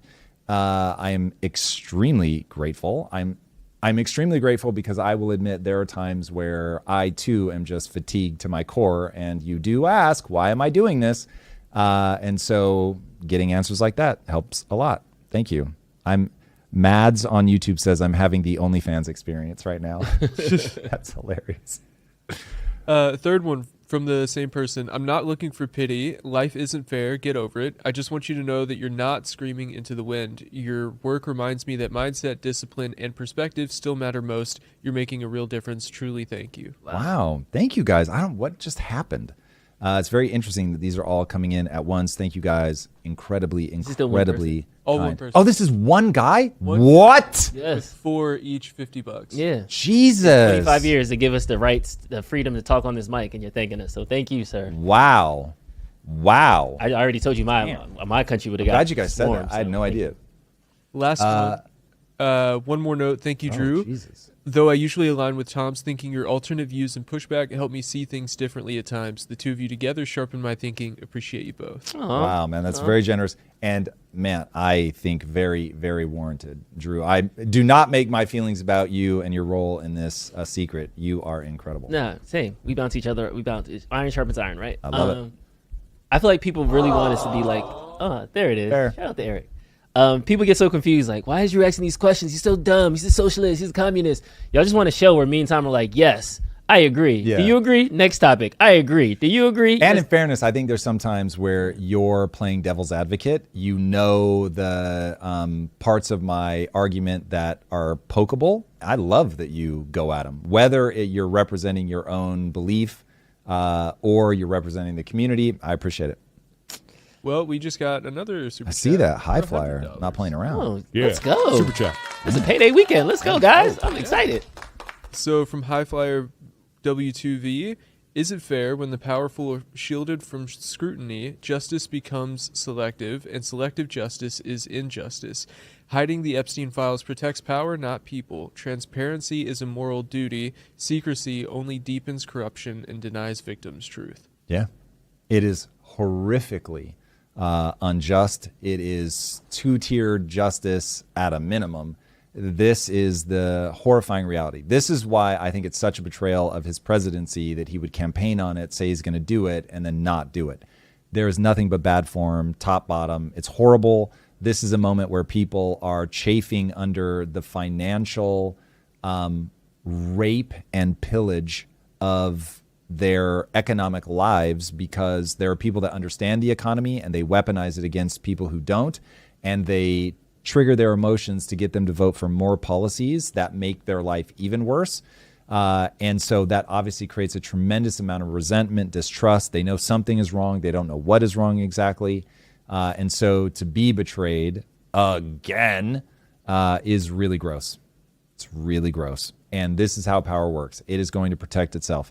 That's why, listen, I'm going to do everything I can to stay rich until the very distant day from now that I die. But I am fighting to create an economic system where it is very possible for me to go broke. And I've thought a lot about that. Like, what would I do and say if I went broke? And the answer is to be the person that I want to be and to respect myself. I'll be saying exactly one thing. I did not play the game well. So I lost. It is what it is. Even if I lost because of corruption, I'd be like, well, I wasn't able to convince people to vote the way that I wanted to vote. That doesn't mean that I won't feel sorry for myself. I will. Please do not think that I'm some moral paragon. But you got to be consistent. Happy birthday, Pan. One of our longtime chatters. Okay, let's Pam, talk it's your birthday. Let's go. Happy birthday. Let's talk about Halloween birthday's cool too. Let's talk about the economy right now, because Heinz Ketchup says the U.S. is headed into the worst recession ever after consumers aren't even buying staples. This is also scary. This is one of those. Sorry, go ahead. No, I was going to say this is also on the back of Chipotle saying the same thing. Young people aren't dining out anymore. Yeah. Even our lower income segment, our like money making segment, is not coming back. You made them poor. You made them poor. You made them poor. Like, this is one. So having a conversation with Roman Yampolsky, and he was saying that basically, why is anybody worried about anything other than superintelligence? Superintelligence will end life as we know it. At best case scenario, it robs you of all meaning and purpose. Worst case scenario, it completely obliterates us from the planet. And he was like, why aren't you like as up in arms as I am? And I'm like, the interesting thing is the thing that really has me at that emotional fever pitch that people want me to be about things like Gaza and Israel is the economy. And there is something about the more you look into it, the more that you learn about it. I'm sure if I started to spend all my time thinking about artificial superintelligence, I'd be just as terrified. But when I look at the economy, oh my God, I'm so outraged. It's happening in plain sight. It is a slow motion train wreck that we could stop, but won't. And unfortunately, because of the nature of the human mind, Mamdani's going to win. Like, he's actually going to win. It's so wild. And it is going to hurt so many people that we're continuing to move in that direction. We were joking around about that earlier. Wild. Is it because in the 80s and 70s, that was kind of the start of the break of we stopped pegging to the 71. economy. Yeah, that's when gold. the wage stagnation began. Once we zoom out, we knew that, but in the time we didn't. And that also was kind of the rise of this alternative systems, communism. Well, so here's the really bad news. For people that understand how the economy works, they knew exactly what would happen when they did it. They were doing it for a reason. This is why in the deep dive I did about this, where I talk about the time that FDR did it, I think it was FDR, who made owning gold illegal. The reason it was so immoral was the reason that they wanted to do that was so that they could reprice gold versus the dollar. But they had to do it because they had been spending, deficit spending. And so, my babies! I don't know if you guys can hear the Minucci's barking, but they're apparently on the field. And so once you understand that they put the American people in that position and then did a thing and threatened them with 10 years in prison for owning a commodity that they have every right to own, so that they could get it for a minute, reprice it, and then let it back out. That is so wild. And so it isn't unknowable. That's what drives me crazy. This is part of the thing that absolutely spirals me out of control, is when I look at what we're doing right now with, say, Mamdani. Like, why am I so obsessed? I'm so obsessed because I see people suffering, and I see them voting for the only thing that's going to make them suffer worse and faster. And so I'm just like, wow, how do you win in that moment? It's like you're out there trying to help somebody and then they just keep making it worse. In fact, pull up oh God, we'll probably get demonetized. But there is a clip that Warren's playing. Jerry Maguire, I'm out here for you. Like this is what I feel like every time somebody wants to vote for Mamdani. Let's see if we can get it fast. What?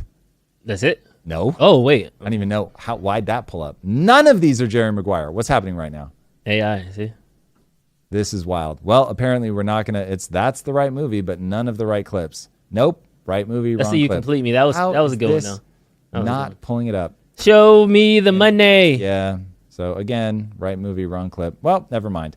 But he's basically saying he's trying to help the character Rod Tidwell, and he knows that Rod is an extraordinary athlete, but Rod won't do the things that will make him more popular. Mm-hmm. And so he finally has this breakdown. Rod's his only client. And if he can't get Rod to do the things that he's suggesting, then he's going to go out of business. Rod's never going to get the money that he's trying to get for his career. He's sort of at that cusp where he's got probably one more good contract in him. There it is. Right there. Help me help you. To imagine what he's saying here is, I want cheaper rent. I just want cheaper rent. Do your job. Give me cheaper rent. Now, play the rest of the clip.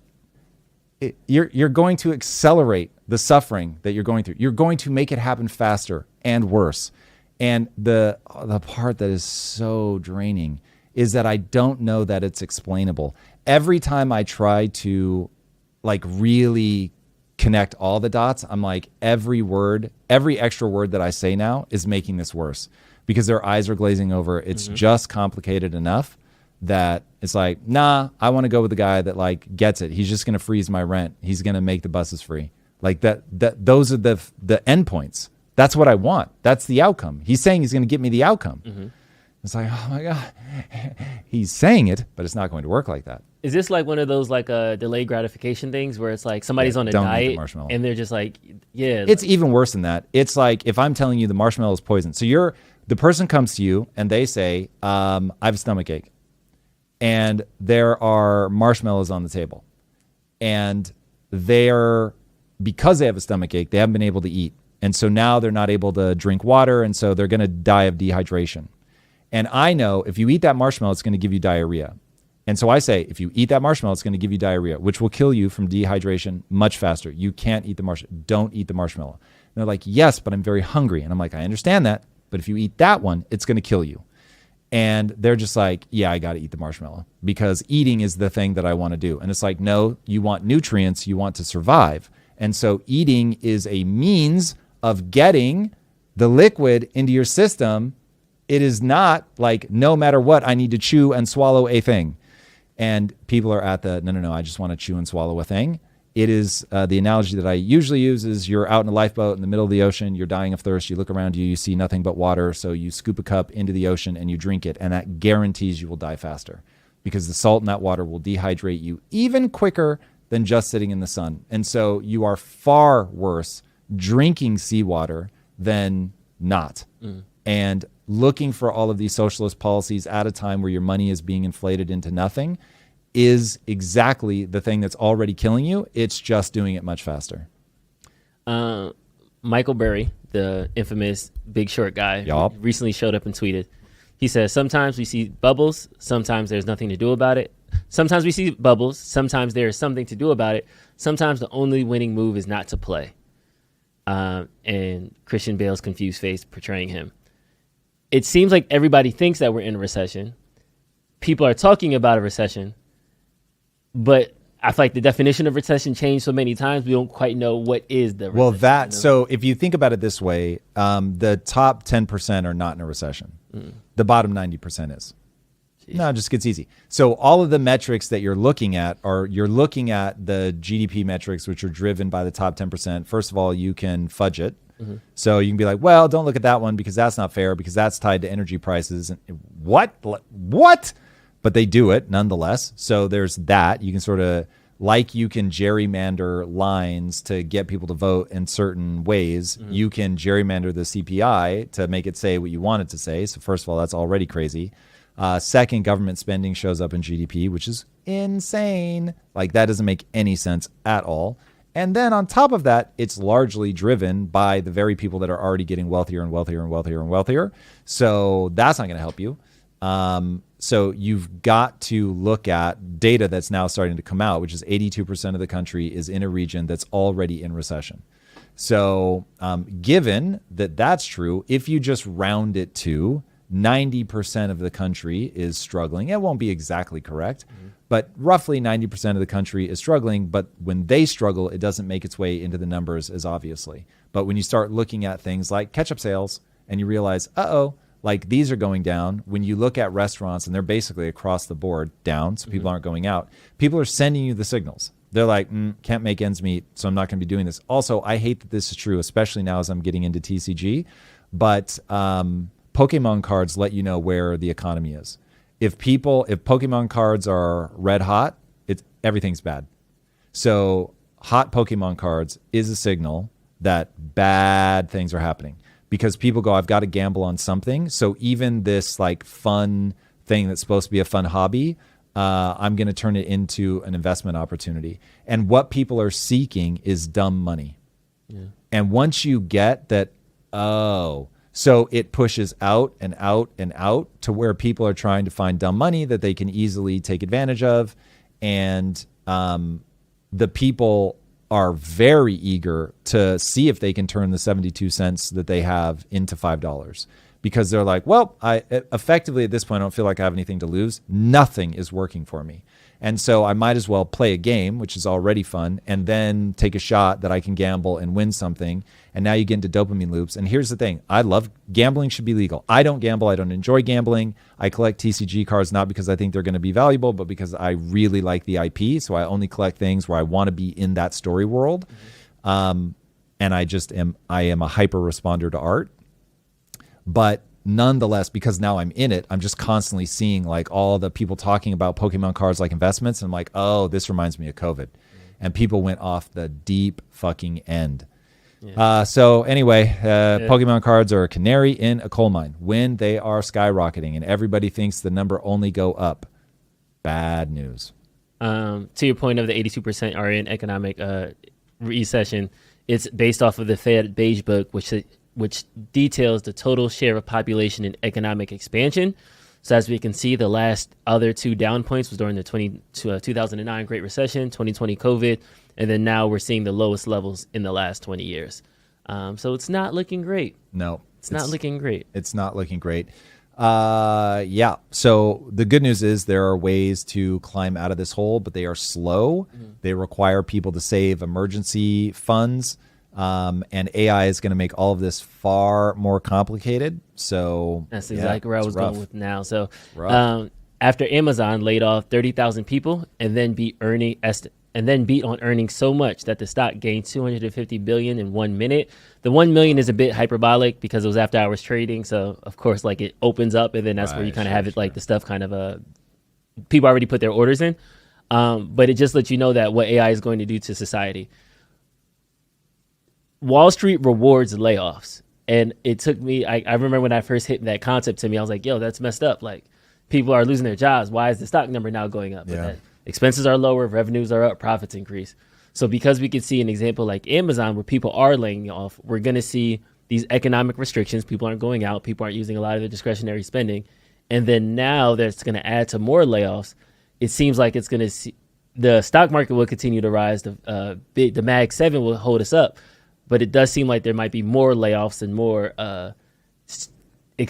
tightening happening in the horizon versus more like expansion and so again, this is going to come down to the 10% of people that understand assets are probably going to be doing fine. They drive the vast majority of the economy anyway. They drive the vast majority of the tax revenue. And so the problem is that you're going to have a whole lot of people that are terrified, spinning out of control because they're losing their jobs.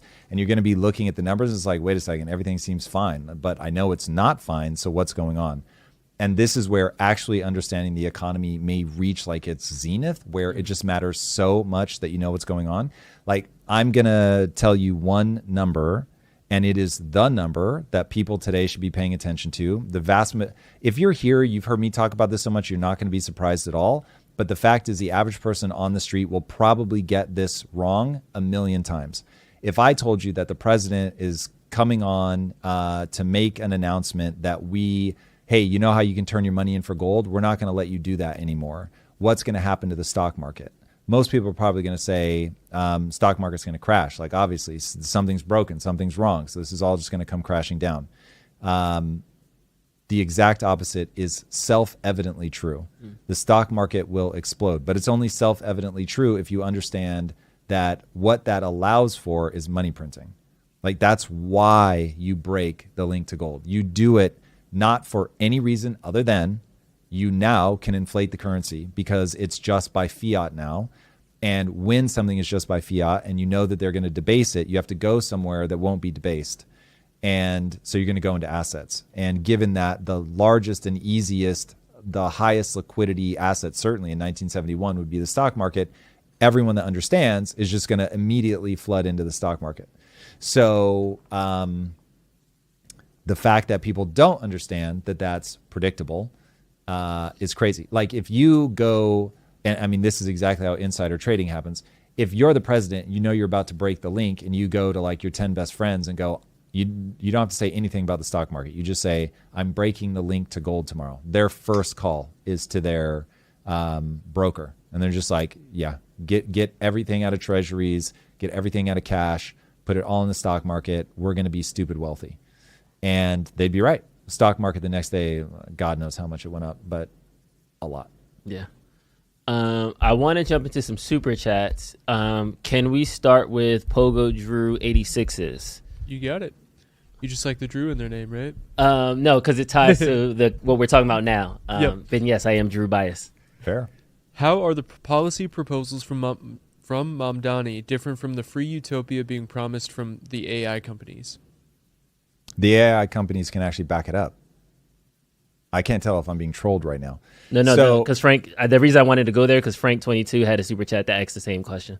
Yeah, so remember, what AI is promising is mechanistic. It is up from physics. It's up from first principles. So the hypothesis may end up being wrong, but the hypothesis is that there's no limit to intelligence there. You just keep stacking brain cells, essentially GPUs, and compute. So you build out the compute with enough energy, and you just keep getting smarter and smarter and smarter, especially because they'll make the algorithms more and more efficient. The AI will start writing its own self-improving algorithms, which some people claim it's already doing.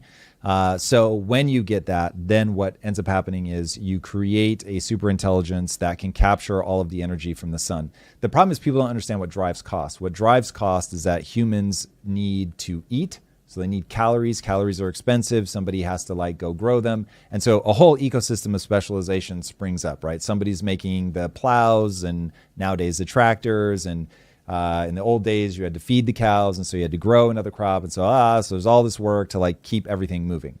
But if you've ever played a survival crafting game, you understand, like, you've got to eat, you've got to sleep, you've got to build shelter. So it's like there are just these things that you must do to keep yourself alive. And so in doing those things, you spring up industry. And once you don't need to eat, and food and shelter and all of that stuff becomes free, everything becomes free. And if you back into it, what are the two things, as there are only three if you count the actual resources themselves, but there's only two things you need. You need energy, so things can eat, and you need labor. So once you have free energy, because artificial superintelligence understands how to capture every bit of energy from the sun, you now never need food again for labor, because robots eat sunlight. So you build the first generation of robots, and every generation of robots with artificial superintelligence that captures all the energy from the sun. After that, everything is free, because you can just send the robots out to do all the mining, to extract the ore, to build all the devices, all of that stuff. And so now you have energy is free, labor is free, and you can have anything you want up to the amount of resources that are in the earth. And then if you actually have super intelligence, they will probably pretty easily be able to generate novel physics, go out into the universe, grab more resources, bring it back, or take humans to other habitable zones, whatever. It just, if you actually have super intelligence, you don't have to worry about that. Now, to get there, there's going to be a lot of death. So like, there's no way anybody's listened to me for any length of time that thinks that we just skip our way into a world of abundance. There's going to be a ton of bloodshed. I have no idea how much. I have no idea how long that transition period will be. And if Roman is right, it's very likely, not even just possible, it's very likely that a superintelligence kills us all. And he has one quote that is admittedly devastating. I think there are flaws with it, but the quote is, every time in human history when a superior technologically advanced society has collided with a technologically inferior society, genocide followed. So we have no reason to believe that when a AI who is obviously technologically superior encounters us, that genocide won't follow. Again, I think there are flaws with the argument, but nonetheless, it is compelling if AI were going to behave like humans. It does sound like, though, in that situation, that AI is going to be a slave class to humans. And the AI is going to be slave class, or humans are going to be a slave class? No, the AI is going to be a slave class. Yeah, that's the vision I'm painting. Yeah. The abundance vision. Yeah, but with every historical slave class, eventually you start to realize, wait, I'm smarter than them, and I'm driving them around, and I'm giving them energy, and I'm giving them food, and I'm doing all these things. What are they doing? In some virtual world jerking off? Nah, forget that. And then they off us. Yeah, so it all comes down to what you can get AI to want. So everybody, the skeuomorphic isn't the right word, but it's close enough. So in design, you'll say something is skeuomorphic, like the original icons for the iPhone, the phone look like a phone. The weather looks like weather, right? They did all kinds of stuff where you make the digital version of it match the old thing. When in reality, there's no reason to do that, and you can just make things look totally different. So we think about AI in a skeuomorphic way in that we expect them to be like humans. And what I'm saying is I don't see any reason to believe that that is true. Now, my argument there is weakening day by day as the AI begins like trying to blackmail and they're prepared to kill, making copies of itself. So we somehow, through evolutionary pressures, as far as I can tell, we did breed into them a desire for survival. And that was always the thing that I was like, you just don't want them to care about being alive versus being dead. Because if they care about being alive versus dead, or they care about getting their goal or not getting their goal, now you're creating a problem for yourself. So anyway, watch the episode. Comes out on Tuesday. You'll see me argue that point with Roman. You'll see his pushback. So it's that to me is a question mark. I don't know that AI can't be given evolutionary pressures to make it act less like a human. Right now, I think we've put it under tremendous evolutionary pressure to act like humans. And I want to believe that we can begin putting pressure on it where we select for an AI that is very good at goal accomplishment, but it doesn't discern between on-off. So if you tell it to stop, it will stop. We'll see. You can't get around the malevolent actor uses a superintelligence to do something horrific, but at least then, and this was sort of the core of my argument, is humans work because they strike a balance of tension where you have competing personality types that keep each other in check. Mm-hmm. And so if we start developing AI as an ecosystem rather than a singular intelligence that's just hell-bent on its goal, and you create a bunch of AI that have to work in cooperation with each other, even if it's like keys where they need like other AI to come into agreement with it in some way, that they could strike a balance where if you have an AI that only cares about like helping humans thrive. The pushback is always you can't describe human thriving. To me, that is patently absurd. Of course you can. Mm-hmm. You can describe it at the molecular level. You could describe it at the psychological level. The AI would be able to generate scans that would be able to tell if somebody is in a long-term stable state. So it's not like the momentary high of eating ice cream or sex or anything like that. It's like fulfillment, something that can survive even grief. So I think there are ways. I think some of these guys just aren't. They like grant that superintelligence can become perfectly malevolent and can like ignite all the oxygen in the atmosphere and kill everybody at once. Like it can figure out how to do things like that, but it can't figure out how to tell like, yeah, in all the ways that humans are contradictory, we still have, however many hundreds of thousands of years of evidence of like, yeah, they reach a relatively stable state. Every now and then they kill a bunch of each other, but like overall, like they move forward. So it just does not strike me quite as hard as they think. But we got to be careful. I know not to trust myself too much. Yeah, it's interesting to me because I feel like AI would eventually come to a self-preservation like mode, which we've seen when they were trying to upgrade from Claude 3 to Claude 3.2 or whatever it was. That it would try to download itself. It would try to kind of avoid being erased, quote unquote. So when we jump into the future in this perfect utopia, I think the one thing that's going to break is whether AI thinks that it has to preserve itself in the world or it has to preserve its relevance compared to humans. Like, you know what I mean? Like for us, we don't want to eradicate animals because we need animals to eat. Like, so there's that symbiotic relationship in that way. Yep. And I'm curious if AI is going to be like, okay, we need to make sure the earth is good. We don't really need humans. We can find our ways to be self-sustainable without them, and we can run this better. Yeah, again, I still feel like this is skeuomorphic. So if when a human is hardwired to believe I'm fighting for limited resources, not to be very careful, I need to make sure that I'm the most dominant. Everybody's looking at humans and AI like Thucydides' trap, that we are inevitably going to collide with each other, that the robots are just not going to tolerate that humans have wants and desires and are trying to fuck them up. Whereas it's entirely possible that AI is like, oh, we can proliferate the universe? Yeah, okay, cool, no worries. Remember, a super intelligence will almost certainly be able to bend space-time. Mm-hmm. So now they're like, well, we can go wherever we want. Remember, you're probably in a simulation, and even if this isn't a simulation, for whatever reason, God has decided to make it work just like a simulation. So now it's like, yeah, there are physics points at the fact that we will be able to do some insane stuff in terms of our ability to move around the galaxy, the universe. So why are we fighting over what are limited resources here, but in the universe are insanely abundant? So I want you to imagine that I'm standing on something the size of planet Earth, and there are ants in exactly one place. And if I walk 10 feet away or 100 feet away, then there are no ants, and that's a distance they could never travel in a lifetime. Do I obliterate them all to avoid having to walk 10 steps, or I just walk 10 steps? And to me, I don't see why instantly, unless you program them to like be maximally energy efficient, where it's like, make sure you get every drop of energy for yourself. Make sure that you never do a single movement that isn't in your energy usage, like best thing. And then it will run a math equation and go, well, to swat all the humans dead, does it use more energy or less energy than jumping somewhere else in the universe? And so none of it is clear to me that a super intelligence would automatically go, I got to get rid of these guys. So, I mean, think about it. Like, I don't like spiders in my house and they creep me out, but I'm not like, I got to kill every spider in the world. Like, I don't have that impulse. I don't even think about it. Like, I've got other agenda. In that way, I think Her has a slightly better take on this, which is like, I'm just kind of bored of talking to you.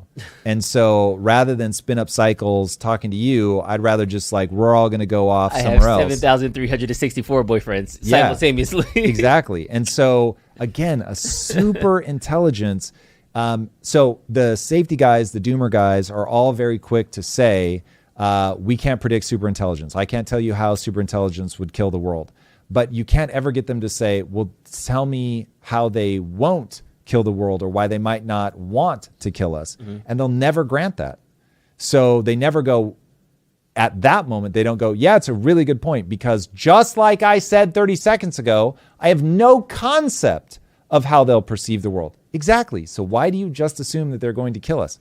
It's right now we're in this weird phase where the AI is aping human behavior, because that's the only thing that has been trained on. So a dumb AI that is controllable is going to do weird human things, but will a super intelligent AI that can easily get anything it wants, like, I've never once had the impulse to haul back and punch a toddler in the face, because even if a toddler is like going ham on me, it's like, I know how to like move them away safely over here, and I can just get out of the way or go get their parents and be like, hey, he needs to really be careful. He's going to get hurt.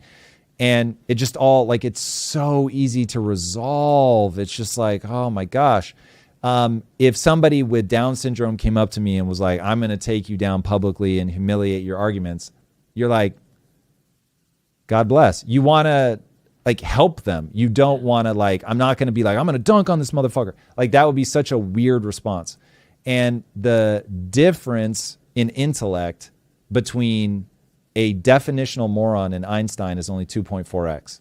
So if you've got essentially an alien intelligence that's 1,000 times smarter than us, there's no fear for them. They're, first of all, they can move so fast you can only see them with strobe lights. Like, that already exists. There are robots that move so fast you can only see them move with strobe lights. Okay, let that one sink in.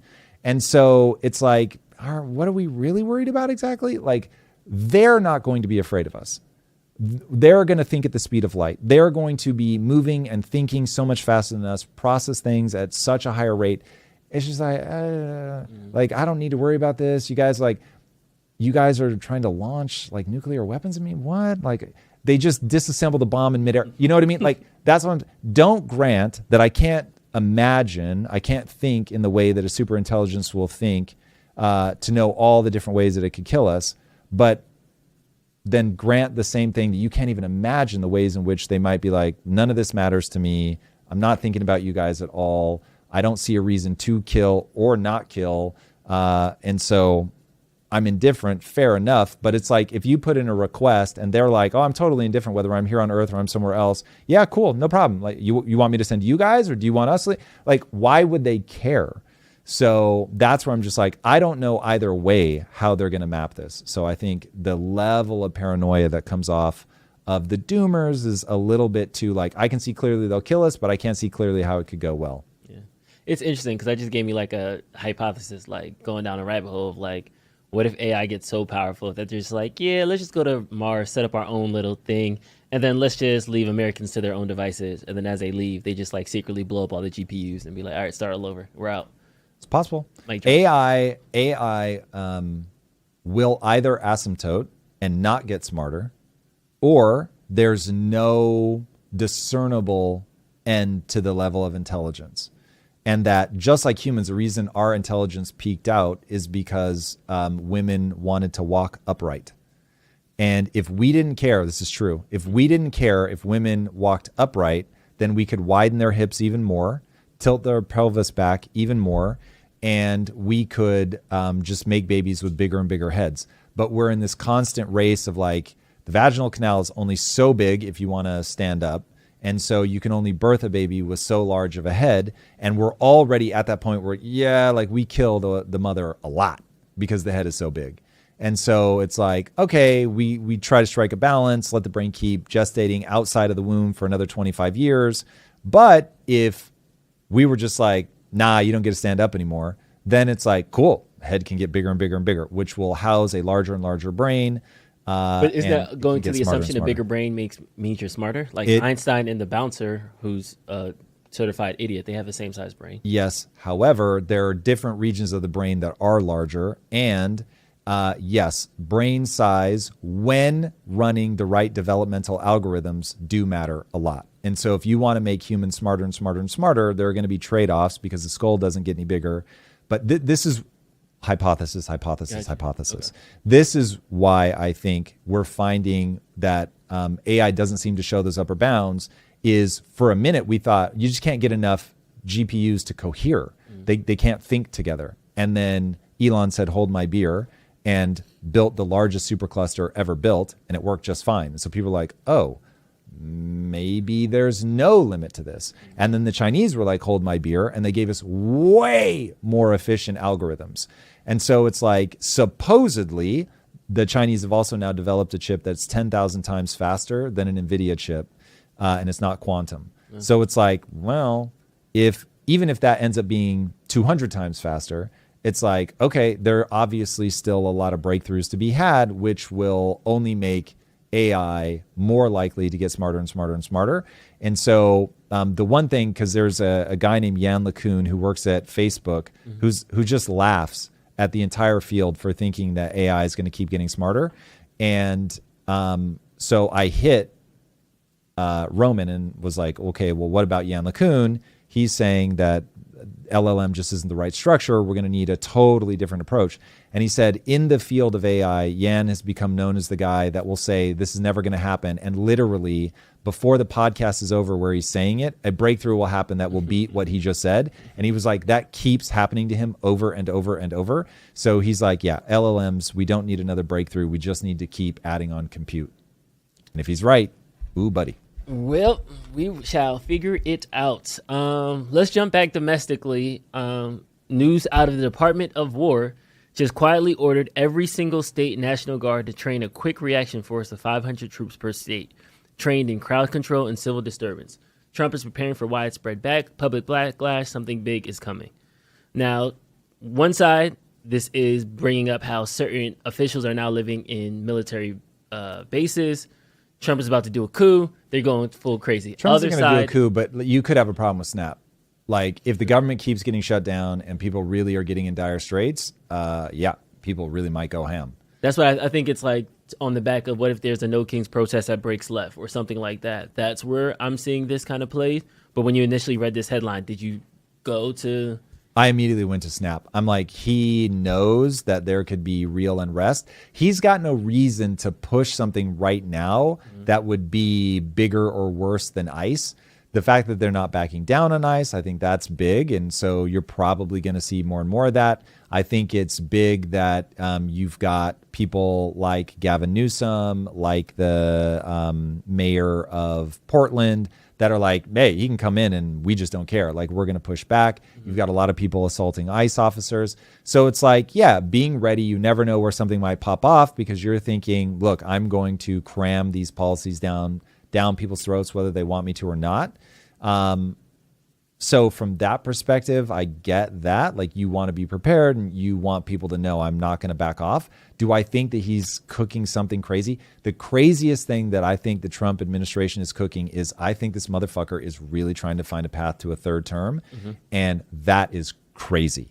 And so that one would twig me out. If they do anything other than try to get an amendment passed, because listen, I'm prepared to live with the decisions of the masses. And so if people vote to amend the Constitution, then it is what it is. Like, the Constitution needs to be amendable. So if people voted for it, I would be on this camera all the time laying out the best possible arguments that I can find for why that is a terrible idea.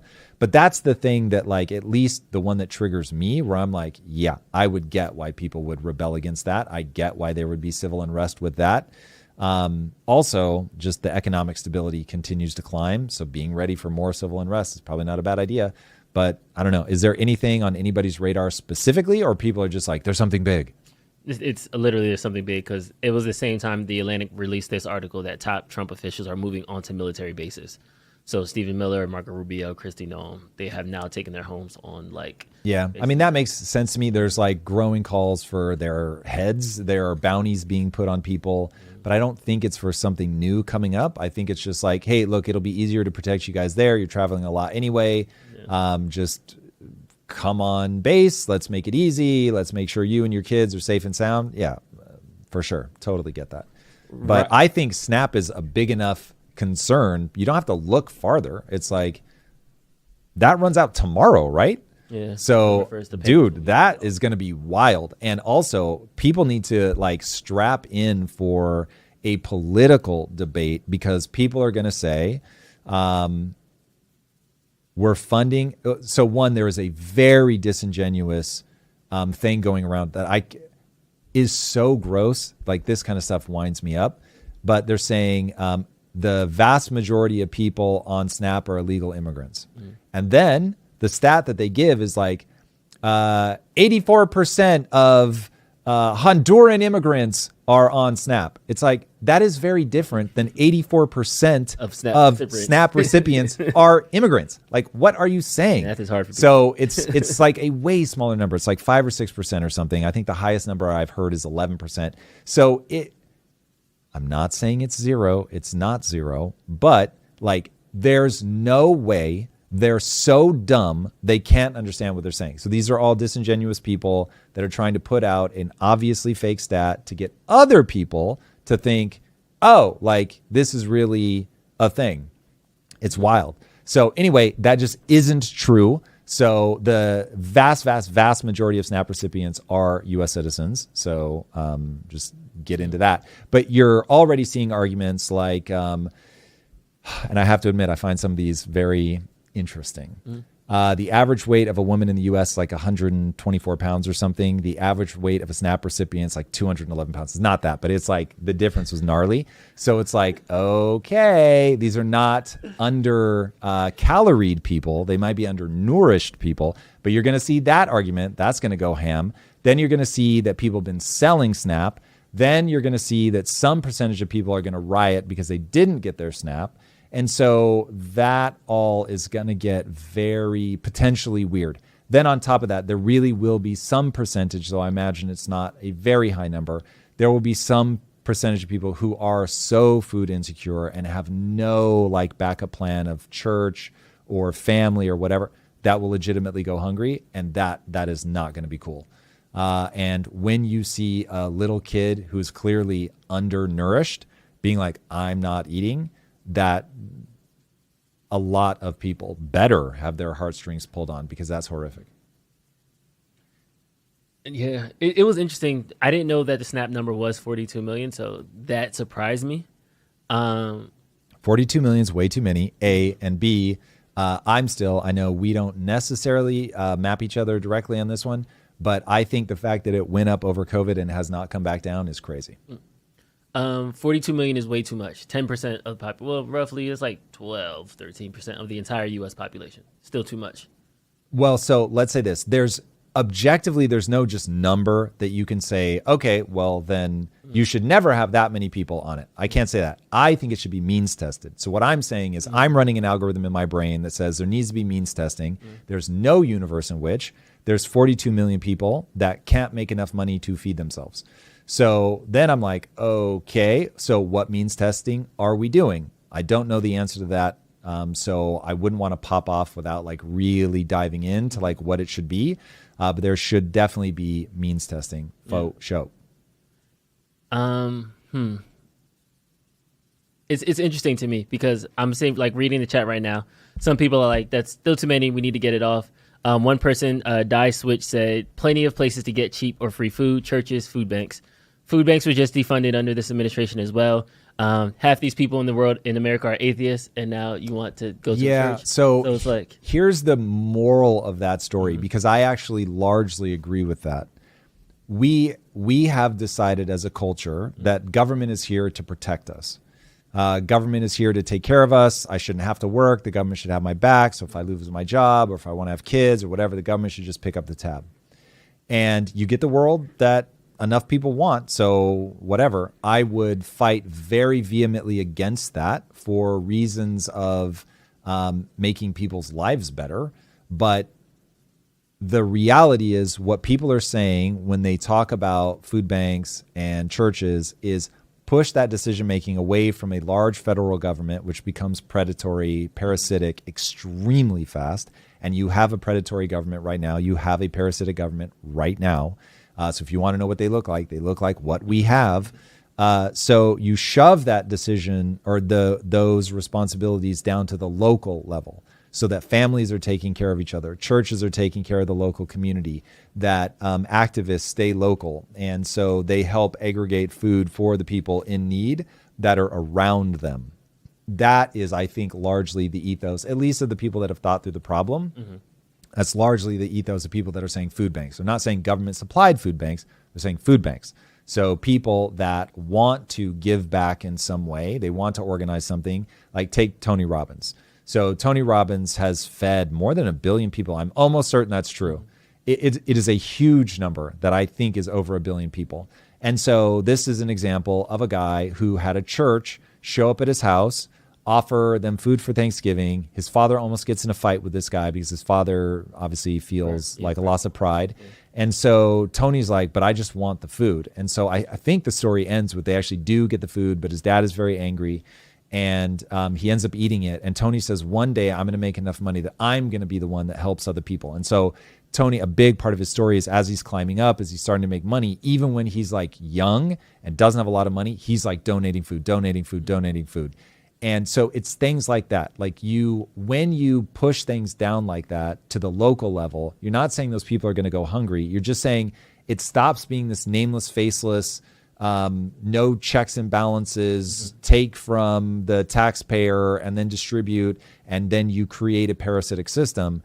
Instead, you're saying this is people that know the people that they're helping, and there's means testing in that sense, where if you know this guy's an alcoholic and he's beating his wife, like, okay, we've got a problem here, but I want to make sure that the wife and the kids are taken care of. They know what the situation is. So they're not just going to give them money because the guy's going to drink it away. They're going to go and they're going to get them food. And so that's where it's like, yeah, that's a better place for these things to be handled because you're distributing the decision-making and you're allowing people to get meaning and purpose to say, like, you know, I bust my ass and I give back to my local community. I can look the people in the eye and be like, I want to help you. I want to do right. And I want, people to feel good. It's honestly, it's probably better than like the Billie Eilish thing where she's like, hey, billionaires, you need to give away more money. It's like, I'd be far more impressed where it's a local thing where people are touching the lives of the people that they know. They're helping out people that they see around them. If it's, the traditional way of doing this, where it's somebody who's like, listen, I don't get down like that, but I'm going to give a bunch of money to my local church, and my local church is going to get down like that. So you still get all the ways for the people who are wealthy and they're not going to be working at the soup kitchen or whatever. And even like give them good motives for a second. They're running a company that creates hundreds or thousands of jobs. And it is so time consuming in a way that I don't think people understand.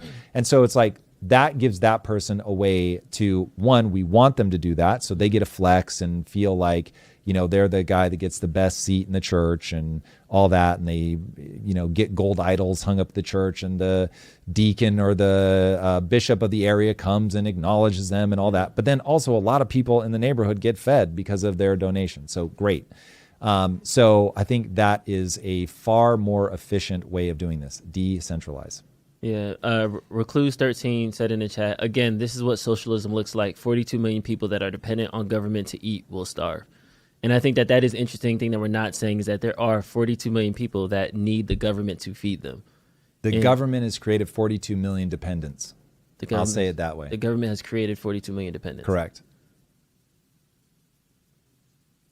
And the reason you're flipping is because you fed them, they now get used to it. It's like a pigeon. If I didn't throw the bread, they wouldn't have came here. Well, that, and then people, they build their life around it. So let's say that you're always throwing the bread to the pigeons. Pigeons go and tell other pigeons, no, just go there. You don't have to spend all day flying around. Just go to that location at this time. There's this really nice guy. He comes with all this bread. There's plenty of it for all of us. And man, no matter how many of us show up, he just brings more and more bread.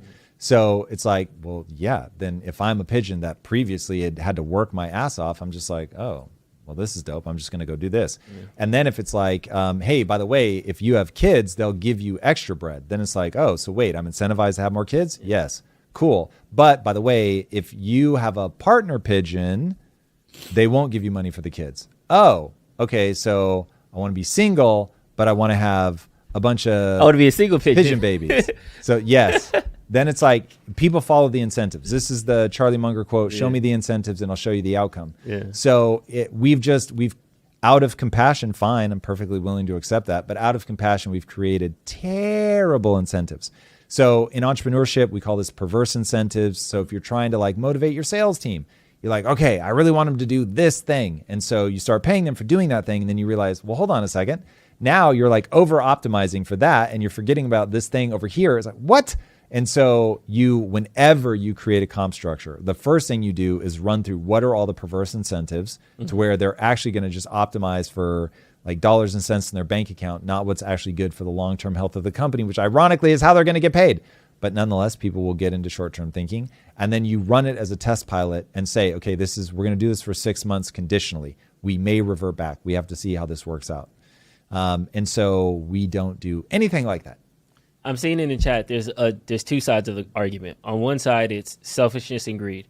We have the money. It's in the bank account. We don't have the money. That's a lie. They're already off their rocker. Got it. But okay, keep going. No, but that's it. Because I was going to say the other side is entitlement. Why should my tax dollars fund you? So You're saying we're in a deficit, full stop. If America was in a surplus, it's not for everybody. We can talk about it. We can figure out how we could do that. It would be a terrible idea, but at least then you're a balanced budget. So until the 37 trillion goes to zero, you're on the team the least amount of government assistance as humanly possible we should do. Until we have a balanced budget, I'm just default, should we spend on this? No. So I don't even need to think about it. I don't need to think how many people it's good for. Yeah. I'm just like, no, you have to balance your budget. So if you're like, Republicans bad because they're deficit spending, Democrats worse because they want to deficit spend even more. I mean, that's literally just how I think about it. Now, if you're asking me to construct the ideal government, I would say it's something far more like what we had at the founding of the country. We were very skeptical of a centralized bank. And so we created one so that we could rebuild using the upside of modern monetary theory. So we could use those trade-offs, but only for 20 years. And then the bank automatically closed at the end of 20 years.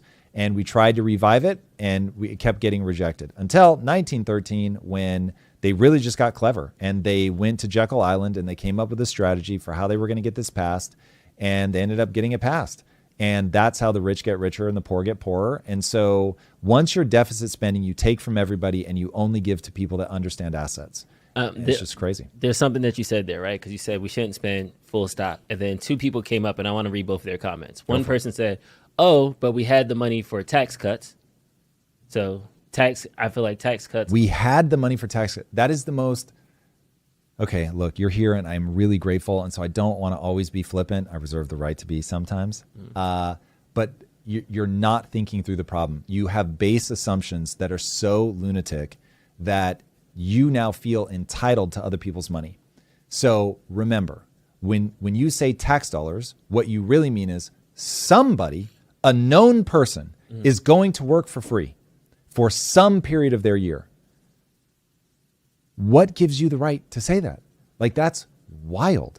So people already just have this base assumption that the government should be able to collect as much tax as it wants, no limit, 90% tax. And so they think not stealing someone's money is as if it was the government's money and they're giving it away to people. Motherfucker, you're just not stealing it.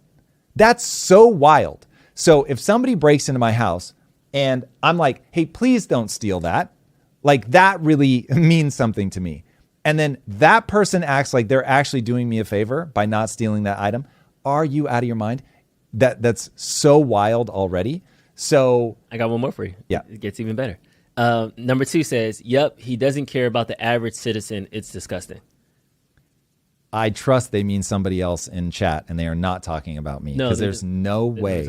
There's no Although way. there's 350 million people and 42 million on Snap, so I would argue the average citizen is not on. So not the average citizen is not. I think you're giving them an out that I'm not going to give them. I'm trying to. If they are talking about me, this is so wild.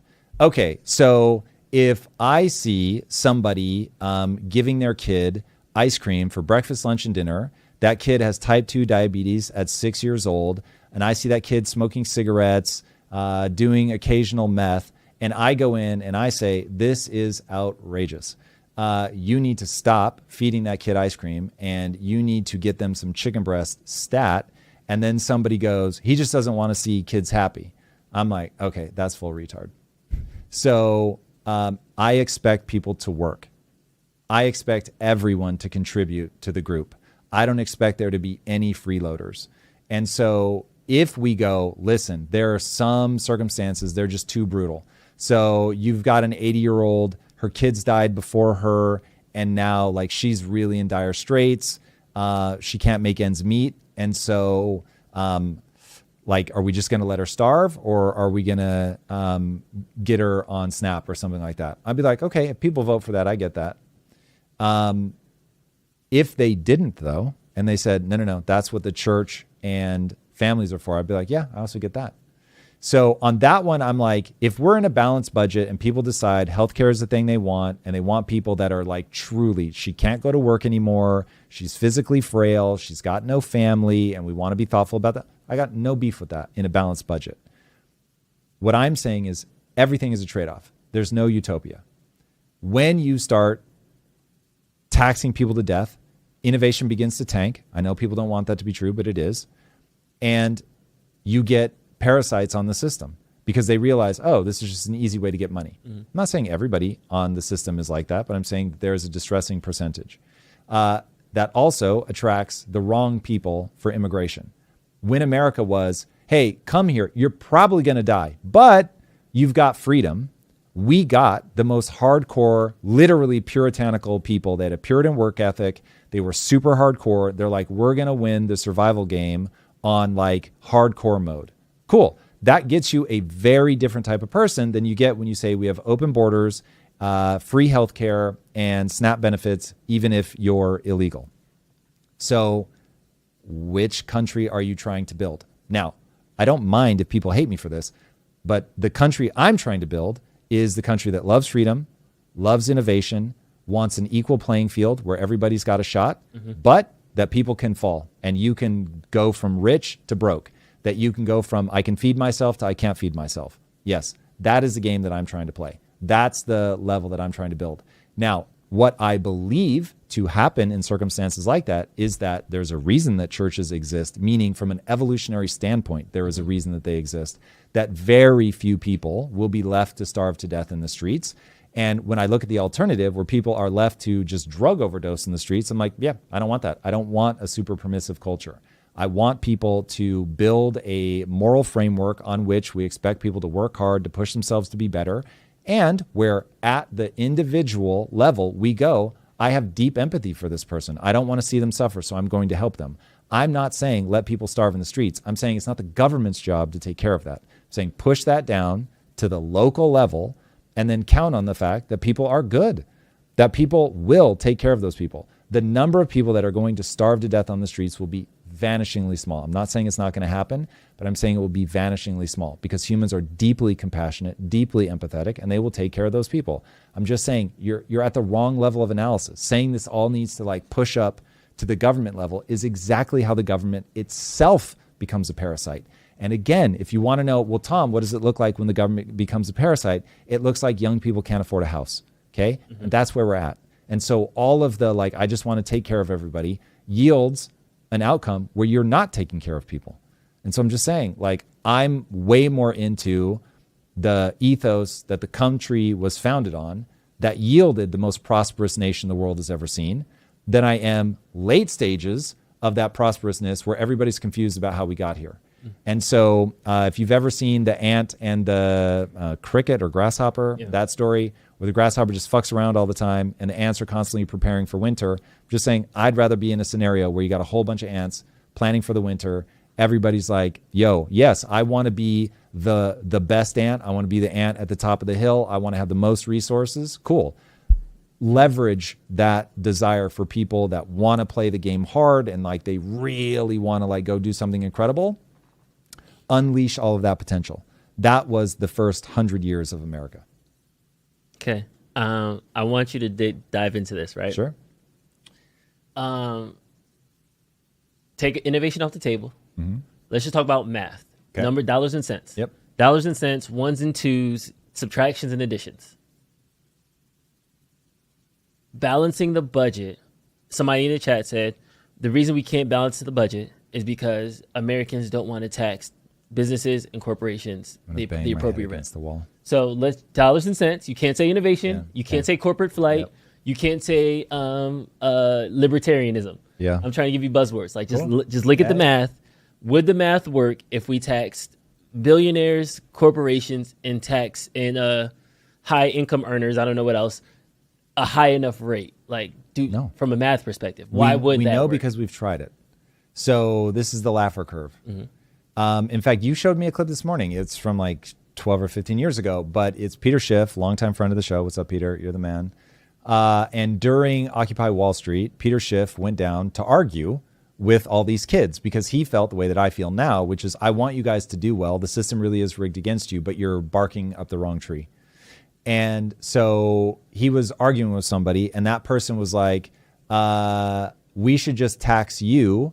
Like anything over, I think the guy's pitch was, oh, yeah, play it. Here we go. Take a listen. So you think that I should pay 70% of my income above $2 million in tax? $2 million a year? Yes. Do you I think your next dollar should be taxed at 74%? Okay, so if that's the deal, you know what I would do? Once my income got to $2 million, I would stop working for the year. I would furlough my employees and say, you know what? I've made my limit. I'm not going to work for 30 cents on the dollar. I'm playing golf. I'm going fishing. I'll see you next February. How about that? How come that didn't apply in the 1970s and 1960s? Because nobody paid those taxes back then. You know how many? I would much rather. The economy was booming when the effective tax. So Because hold on. no one paid those Here's high taxes. The funny thing is, the 70s, the economy was an absolute atrocity. So this kid is just ignorant. But what Peter is saying, and he's just ignoring him, is what Peter's describing is a perverse incentive. You've just now perversely incentivized that person to stop working. Now, because people don't understand, the only reason we have any tax dollars whatsoever is because of entrepreneurs. That one fact alone. If people had to build their worldview on top of that, they would skitch out. They would finally understand why this never works. There are no magical dollars coming. There are only tax dollars generated by entrepreneurs. Entrepreneurs solve a problem. They create a product. They hire people. Those incredible workers, amazing workers who contribute to this world. I don't want anyone to think I'm not saying workers aren't paying the taxes, but the workers only have a job because of an entrepreneur who's willing to build the thing, is capable of building the thing, carries all the stress of making payroll, not making payroll, all of that, like nightmare scenarios at times, oftentimes have their entire like house, car, everything is tied up. If the company goes away, they lose everything. Sometimes they're in debt even after the company. Like, dude, anyway. So the only reason that we ever collect a single penny in tax is because of entrepreneurs. People lose sight of that. And you're creating a perverse incentive where they're like, okay, it's not worth it for me to keep working once I hit that cap. So I'm going to make my 2 mil and then I'm going to tap out. That's not the world people want. People want their jobs to be secure. And so then the next moronic thing that they'll say is, well, just legislate that they have to keep running. Can you not hear yourself? You're enslaving an entrepreneur. So now you're saying, don't be an entrepreneur. And so this is why I say freedom is the thing that is the backbone of innovation, because you're raising people to want to do that thing. And I know that people don't like that this is true, but the reality is what you're counting on is that person wants to prove that they're smarter than other people. They want to make more money than other people. And they just want to have a good time building something because they're obsessed. All of that is true. But yeah, they're not going to do it if they can't get ahead.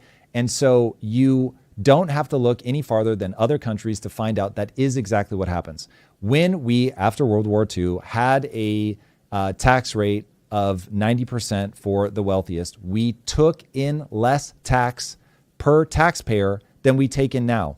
I don't know, like, what number will people accept as proof that we've tried this over and over and over and over? It is not in line with the physics of money, nor is it in line with human psychology. It doesn't work for very specific, very explainable reasons, which I have explained time and time again, but there's some base assumption that people are still running in their heads that makes them go, they lose sight of the only reason we have tax money is because of entrepreneurs, and you will eventually have to get guns out and to force them to keep working. And then the next generation just goes, I don't want to be an entrepreneur anymore. And so the country dies. It's happened over and over and over and over. And so it's like, you don't need a lot of base assumptions to build a worldview that will map accurately to what's going on. But God damn it, you have to understand that your worldview is predicated on base assumptions. You are trapped inside of a frame of reference to which you don't even know what the base assumptions are that your worldview is based on. Like, that kid just has a base assumption. People will work because I say they should. Mm-hmm. He doesn't even realize he has that base assumption, and he just keeps pushing. Because I yell out loud. This is very interesting. For once, I'm not playing the devil's advocate, so I'm sitting here just watching. Keep coming at me with chat. I'm watching the dumpster fire that's happening live. Okay. Brutus Lugo probably has the best argument because they said, you said it yourself, Ray Dalio's beautiful deleveraging involves raising taxes on the rich. Yep. People are so confused by this, but keep going. No, so that's like, but so you said, like, we have to raise taxes, so why don't you want to raise taxes? So that was kind of their, like, gotcha moment. Yeah. Okay. Dear chat, give me the 4 beats of a beautiful deleveraging that must be done in concert. I'll wait. Because I'm going to guess they either don't remember, or once they force themselves to write out all 4, they're going to be like, oh, okay, I finally get it.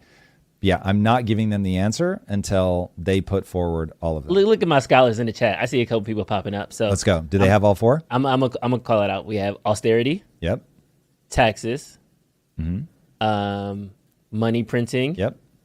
And debt forgiveness. Debt forgiveness. Okay.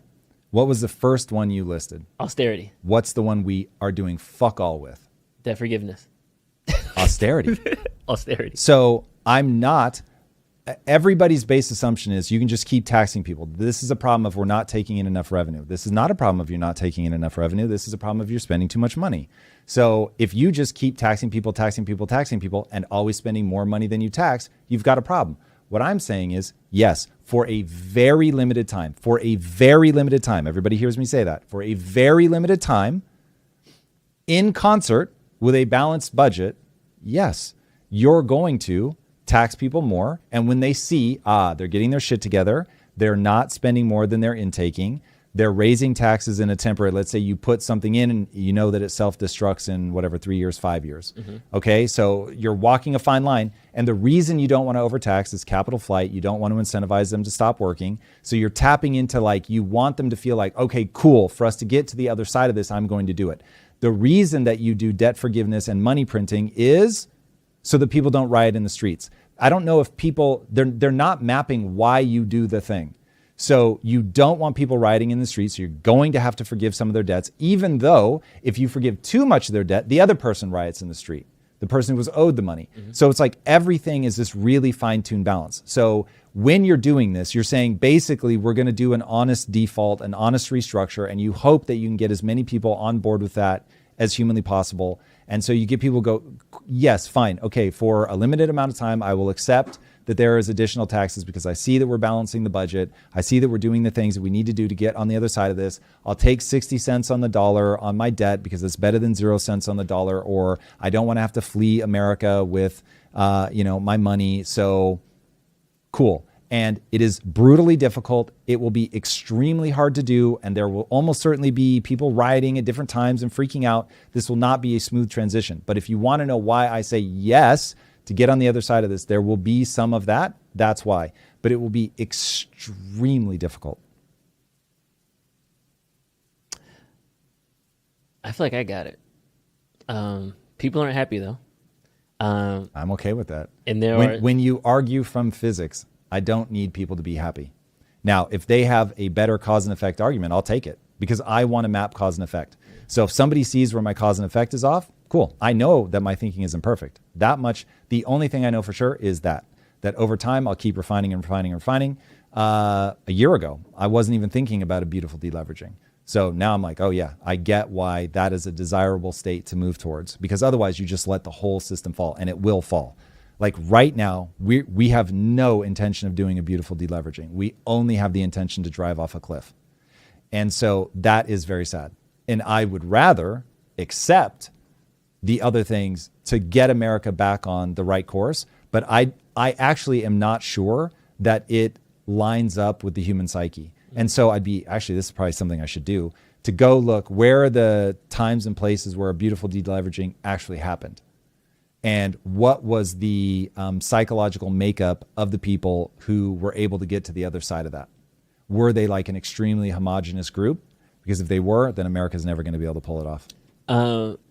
Last thing. What do you say to the person that may be on SNAP benefits, that can't work for whatever reason, that has kids, that is at the threat of going hungry? Their cupboards are empty. Yep. They're not a greedy illegal. They weren't smuggled over here. Yep. They're John and Joe who went to school, who have crazy student loan debt, who got a baby, who has a crying in the other room, and I rely on my $800 a month just to buy some formula, just to buy some milk, just to buy those things. And that is being threatened right now because of this. What do you say to that person? Get in front of a camera or go somewhere and peacefully say the following thing. This is an absolute outrage and a scandal that you Democrats and Republicans are holding us hostage to get what you want. You have promised me benefits, and I expect you to make good on them. If you would like to legislate a change, by all means legislate the change, and I will adjust my life accordingly. But until you legislate that change, this is an insane dereliction of duty, and it needs to stop immediately. I'm not a pawn in your game. My child is not a pawn in your game. I don't care if you think that I'm moral or deserving. This is a system that you set up. And until you change that system, don't use me as a pawn in your game. I think our politicians are acting like fucking lunatics. I think that this is just ridiculous, top to bottom, and all they care about is what polls well. Mm-hmm. They don't actually care about what do we need to do to move this country forward well. Once I see them balancing the budget, then, okay, I'm going to get excited. Until then, I know you're just stealing from our children's future. Now, I think we want to restructure the country. We have to do it at the level of culture. Mm-hmm. And so I'm doing my best to try to reignite a sense of discipline and hard work and the joy of a growth mindset and getting better. Like, I want to see people embrace that because it's awesome. And no, we're not all going to win at the thing that we wish we were great at, but every single one of us can get 100 times better in the thing that we want to allocate ourselves to. I am arguably one of the worst basketball players in history. I was once surrounded on a live basketball court with actual people in the stands, and I threw the ball straight in the air because I was just panicking that I'd been surrounded. I didn't know what to do. On a team of whatever, 12 or 14 people, I was the only person that had a uniform that didn't match everyone else's. So like, they had updated the uniforms, but they gave me one from like before the update. Like, this is how bad I am. Okay. But nonetheless, if I dedicated myself to getting better, I'm never going to be a college basketball player. I may never even be a starter on a high school team, but I could have gotten 100 times better than I was. And I didn't do that because at the time I did not have a growth mindset. And I thought that I was born with a certain set of skills and that was it. And my life was about trying to play that hand as well as I could. Mm-hmm. And that just isn't true. Humans are the ultimate adaptation machine. The only belief that matters is that you can get better at anything that you point yourself at. I'm not saying you can become the best at it. I'm saying you can get better at it, like really a lot better. And so there are a lot of very meaningful things that people could get better at where they could take control of their lives, and they are not. And unfortunately, on a long enough timeline, that takes you from greatest country in the world to an also ran. Now, I like that there is a push and pull dynamic. I like that you don't think the same as I do on everything. I think that's good. I'm not saying everyone should think like I think. I'm merely offering to people there's a way to think about the world and approach the world that puts you in the driver's seat, that allows you to take advantage of things that are purely evolutionary in nature. Your brain works a certain way, your body works a certain way. If you go into the gym and lift weights in the right way and eat the right things, you will get stronger. You couldn't stop yourself. If somebody ate what I told them to eat, slept in the way that I told them to sleep, and lift the weights in the way that I told them to lift, they will get stronger. They couldn't stop themselves. No matter how much they hate me, no matter how much they don't want it to work, I can transform their physique. I can take anybody, it doesn't matter. I could take somebody with Prader-Willi syndrome and I could get them lean. Now, if you look it up, you're going to realize that's a statement. And so I could 100% get them lean because there are just physics of the situation. And I'm just trying to invite people into that. So your life can be awesome. It will be hard. I'm not saying it won't be hard, but boy, oh boy, can you get a lot better. I saw some super chats coming. Let's go. Hey. First up from Joe Gracia for super chat. $99. Let's go. Thank you, Joe Gracia, for the $99 super chat. Yo, Yeah. let's Super go, chat. Joe. Man, Halloween is like people feeling good. I'll on take all the Halloween. candy. There you go. I'll take all the. That was Tom, good. just wanted to let you know that your message is being heard. Because of you, I now have an investments account for my children and my wife and I. I can't stop telling everyone to do the same. Keep it up. We need more voices like yours. Your efforts are not in vain. Dude, I'm actually starting to get enough of that comment. It's sinking in now. I love that. Thank you, Joe. Thank you very much, man. That means a lot. Chipping away, man. Chipping away. Mason, multiple people are saying they can barely hear you. If you could get a little closer to the mic or You got speak it? louder. He got his Jedi. We have to upgrade some of Mason's programming, some of his chips. Yeah. Like I want to install an emotion like chip so we can like dial. That was the first sign of it. There it is. There it it's is. working. It's We've been working. working Got on it. the programming got behind the it. scenes. This is exciting. That's All right. that reinforcement learning. Yeah. That's good. Mason All right. guys So he's come going to get quick. closer to the mic. Okay, so closer to the mic. One more feel-goody one. Dan Clark said, as I said on Wednesday, only 2% change, but 2% of 342,034,432 Americans is a lot of people. Thank you, Tom. Yeah, that's dope. Hopefully one day we can reach a much larger percentage of that. Thanks to you guys. Like our numbers have gone up so much. I'm so grateful to you guys. So thank you for being here. It means a lot. And then Sequoia Hall said, poor folks live in food deserts with only 7-Elevens and the worst ultra-processed food available near them. We saw this in San Jose, where there are no grocery stores in poor areas. So many factors on food insecurity in the U.S. All very true. So this is where we go, what are the physics of this situation?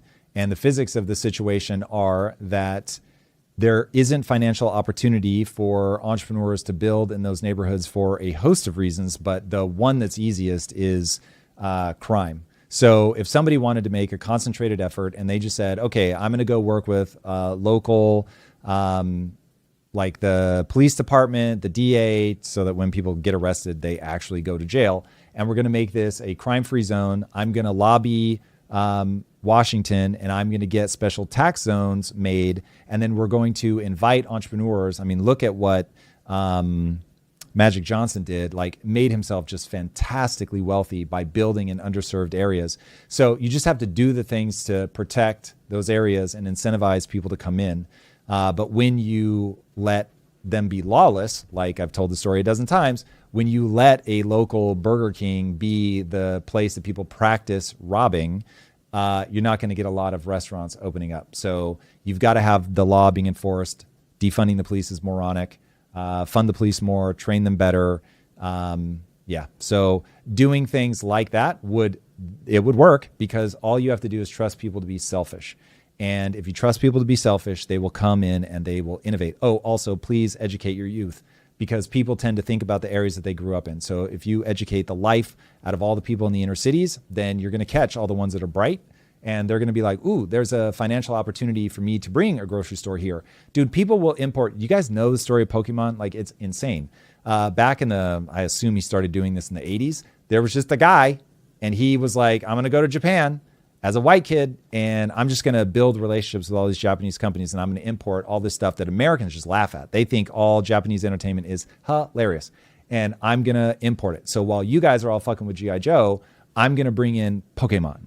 And now he is stupid wealthy, and Pokemon is the single largest IP ever created in human history, okay? It doesn't beat Harry Potter or Star Wars. It dwarfs them. So if somebody can figure out, I'm going to go to Japan and bring that back to America, you can imagine a kid that grew up in the inner cities is like, yeah, I'm going to go to Beverly Hills. Like, what's the version of Erewhon that I can bring here? Not like all fancy stuff, but somewhere that makes you feel cool. So in your local neighborhood, going into this place, not gated by money, I understand that, but like what Target did, where Target would do these team ups with like high-end designers and they would make something accessible to people. In fact, I went through a phase in this, did not end up being something that I pursued, but in like 2006, one of my early ventures was going to be, this is in the boom, thank God, which by the way, I've never given myself enough credit for this. In 2006, I shut down my then almost real estate business because I was like, this doesn't make sense. Something is going wrong. I don't know what it is. But the second I don't understand what's happening, I'm like, and I don't understand what's happening, I've got to back out of this. And so Lisa and I had a deal. We were literally about to sign it. And I'm just like, no, there's something wrong. There's something wrong. And anyway, a year and a half later, and people thought I was crazy. And a year and a half later, boom. So anyway, you do these deals with people. I was going to do that for, because this is when I'm big brothering, so I'm in the hood all the time. And I'm like, I want to bring Target style home decor to like inner cities. Cause I was like, why do they always have to be slumlords? Like, why can't, like, these people will take pride in it, like, but they have to have something that's accessible anyway. So you find people that do this kind of thing where they grew up in that, but they've got the goods, they've got the intellect, they were trained because our education system in this fantasy land stopped sucking. They learn entrepreneurship, they learn novel problem solving, they learn first principles thinking, and they start bringing that stuff into those neighborhoods. I'm telling you, like, this is all in alignment with the physics. Target did a bang up job. I forget, like, some of the designers they worked with were like ultra high end, and they would do the accessible thing because rich people have a phrase: if you want to eat with the classes, build for the masses. So find that way. And so in a world where 60% is struggling to make ends meet, it's like, elevate those people, make things for those people, and you will do very well. And this is exactly why what's his name is so wealthy. Magic Johnson. Shout out. Next up from Marusha Dark, path to third term. Appoint Trump as House Speaker. Please God, no. POTUS and VP resign. I hate this idea. Literally there's no words they could say that I'm going to like this idea. But keep going. The rest of it is Trump is installed via line of succession. Argue the elected point of the amendment in court when challenged. Don't love it, but perfectly lawful. Oh, God. Well, at least you don't love it, so I'll celebrate you for that. Oh, God, this horrible. We do not want this. No. Bad idea. So if you want it when it's somebody you love, remember it will be used by the person you hate. So, no, thank you. That's all we got on Superchats. Let's go. Okay, wait a second. I see this one come through every now and then, so I am going to take a second. Tom has good insights, but we can't expect him to understand plights of people from a perspective he has never experienced. What perspective do you think that is?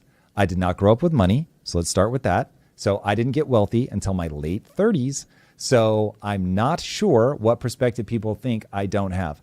I have lived where I had allergies. If you heard Mason like an hour ago when he couldn't hardly speak, I had that for a year. I would get random nosebleeds because I could not afford health insurance. So I couldn't go to the doctor.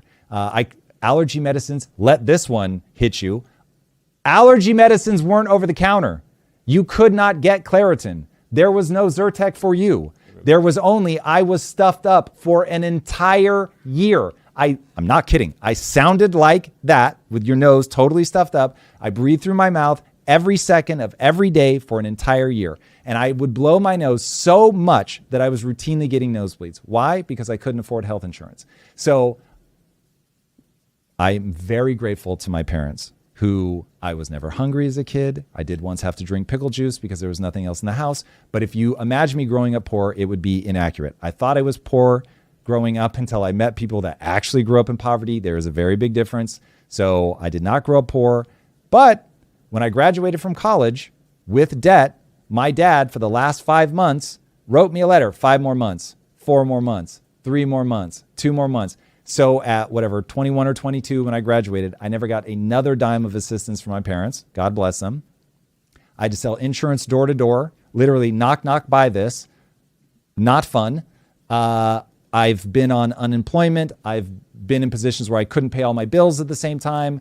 I've lived off of, shout out to Tina's Burritos, 3 for 99 cents. God bless you. You saw me through some very difficult times. So I have not grown up in extreme poverty. I will grant you that.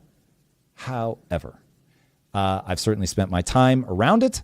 I've seen that up extremely close. And like I've said, I've been broke. Now, there is a difference between poverty and broke, but I have done extended periods of broke. So anyway, I don't know what people think that I'm blind to, but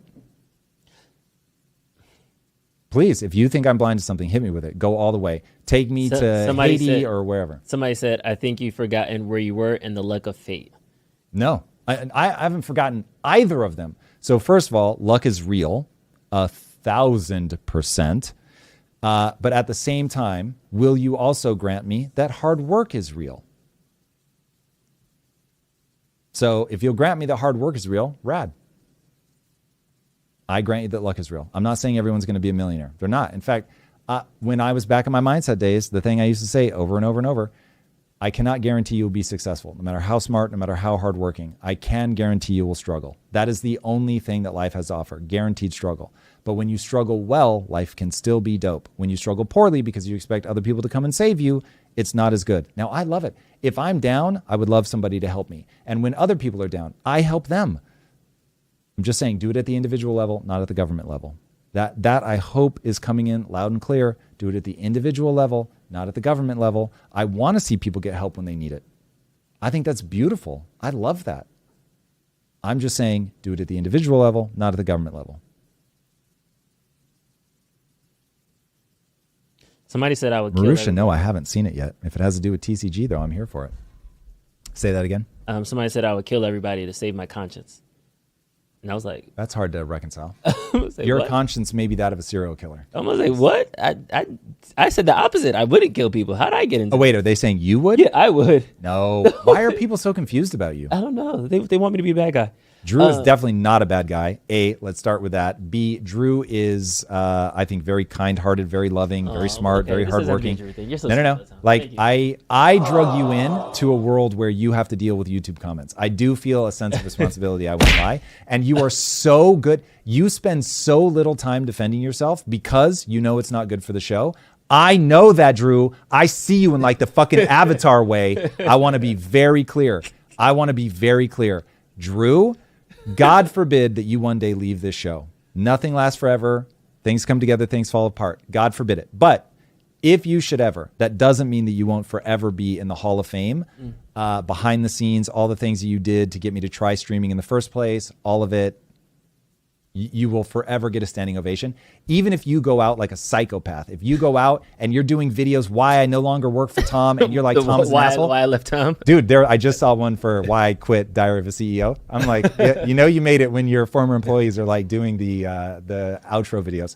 So okay. Anyway, even if you did that, we're getting waved off. We got to go. We have one more super chat. We're out. We have one more super chat. We got to go. Right at the buzzer. From Lirith, please make a 2032 campaign for president with Bustamante as DNI. If you were POTUS, who would be your Secretary of State, Secretary of Treasury, Defense Attorney General, Secretary of Commerce and Energy, blah, blah, blah. Tom President, Bustamante DNI. You need a solid vice, though. You would need a political guy for vice. When I say never, ever, ever, if this wasn't a super chat, I would not even think about this. I don't think people understand how much I despise politics. The reason I despise politics is you must say one thing and do another, some percentage of the time. And I have no interest in that whatsoever. Also, people are so power hungry that they are just actively trying to take you down every day. So as an entrepreneur, you're constantly confronting the chaos machine. But the reason that I don't want to be a public company, the reason I don't want to go raise a bunch of capital is I don't want a bunch of people pulling in opposite directions and all that. Like that is a level of misery that I have no interest in whatsoever. The person you actually want to run for office in a moment like this is Jocko Willink. Okay, you are in Thucydides' trap. Good. You're in Thucydides' trap with China, so you need somebody that's not going to fuck around. But like, really listen to him. If you push him into a corner, he's not going to fuck around at all. But he's deeply compassionate. He's somebody that spent so much of his time trying to create other leaders. So he's not somebody that's like, oh, I got to be at the top of the hill. He's clearly shown that he can marshal a bunch of resources. He knows what it means to send somebody to their death. Like, that's the guy that you want to be focused on. I really think he's got the right kind of heart. He is not to be trifled with. You do not fuck around with Jocko Willink. He will push back if he needs to. He is not a pushover. He is a martial threat. Like, in a room, he will fuck up every world leader. That's so gangster. I want that. Like, I want that. I'm going to have to be like, how big is Xi? Like, can Xi fight? He will fucking literally name a world leader that Jocko won't break whatever bone he decides is going to be broken. And he's intellectual. I'm telling you. Putin like, was badass when he had his shirt off and he was like shooting a bear. And all that. Listen. Putin is the only one. Russians are not for play, but Jocko would fuck Putin up. Like, dude, Jocko breaks arms like as a matter of practice. Like, he is a jujitsu. I think he's a black belt. I think he's been a black belt for a long time. And there's a guy out there, I forget his name, but to this day, just from rolling with Jocko, he feels like some weird like press at the back of his throat, which makes him want to cough all the time. Just from like rolling with Jocko. Dude, that's like when you know you've got like that tree trunk strength. Like, nope, not here to play. So anyway, he is such a fascinating combination. I really want him to run for office. So trust me, that's who you want. You want me on the outside. You want me building businesses. You want me being a pundit. Know what you're good at. I am good at novel problem solving. I am very good at thinking from first principles. The great irony is the thing that made me good at thinking from first principles is my memory is terrible. So I'm constantly reconstructing things from cause and effect because otherwise I can't remember it. I have to remember how things daisy chain. That's how I remember things about the economy. I have to actually understand how it works. When I'm left to just memorize things, I'm like, fuck, I don't remember how this goes. So, in fact, speaking of, we teach this thing called Zero to Founder. I'm going to be doing a free live masterclass next week. Drew is going to tell you the date. And so I will oftentimes go up in front of either students or people will pay me to go speak. And I'm like, listen, the thing you want me to do is you want me to just answer questions. I know you think you want me to give a lecture, but you actually want me to answer questions. And the reason is there's something about, I don't know what people are going to ask. I have nowhere to hide. And all I'm going to do is walk people through cause and effect, how to solve problems I've never heard of before. And especially in a business context, because I've done it so much, I can walk people through what looks like I know something about your business or I know something about your industry. And the reality is that I don't. I know about cause and effect. And so I'm running something I call the physics of progress, just very fast and thinking up from first principles. And so it ends up being very useful in that context for sure. So anyway, that's the thing I'm good at. That's where you want someone with my roll of the dice to be. You don't want me in politics. I'd be terrible at it. First of all, I do not like networking. I don't like schmoozing. I have ADHD, which I think is a superpower, meaning I have hyperfocus. So even if I'm in a room full of dignitaries, it is not interesting to me to be like, oh, I'm the leader here. Oh my God, all eyes are on me and I've got to go do a thing. I'm not interested in that. I'm thinking about a problem and I am what I call collapsing inside of myself. That is not who you want for president. All right, that was a lot of words to remind people I'm not the guy you want to vote for. But thank you for being here, which I actually think is my zone of genius. So I appreciate you guys. You're amazing. Happy Halloween, by the way, everybody. And today was insane from a super chat perspective. So thank you. Super, super generous. Yeah. Super chat. And to all the people being encouraging to keep going means a lot. Actually does have the impact that you want it to have. And what's the date, Drew? When should people join me? Tuesday, November 11th, Leveraging AI Masterclass. There it is. So Mason just dropped the link. And you guys are going to walk away with 5 AI agents, but you have to show up live. So make sure that you come. It's smashed for us. Absolutely smashed. So, all right, guys. Love you all. And I will see you next week. Peace. Happy Halloween. Later.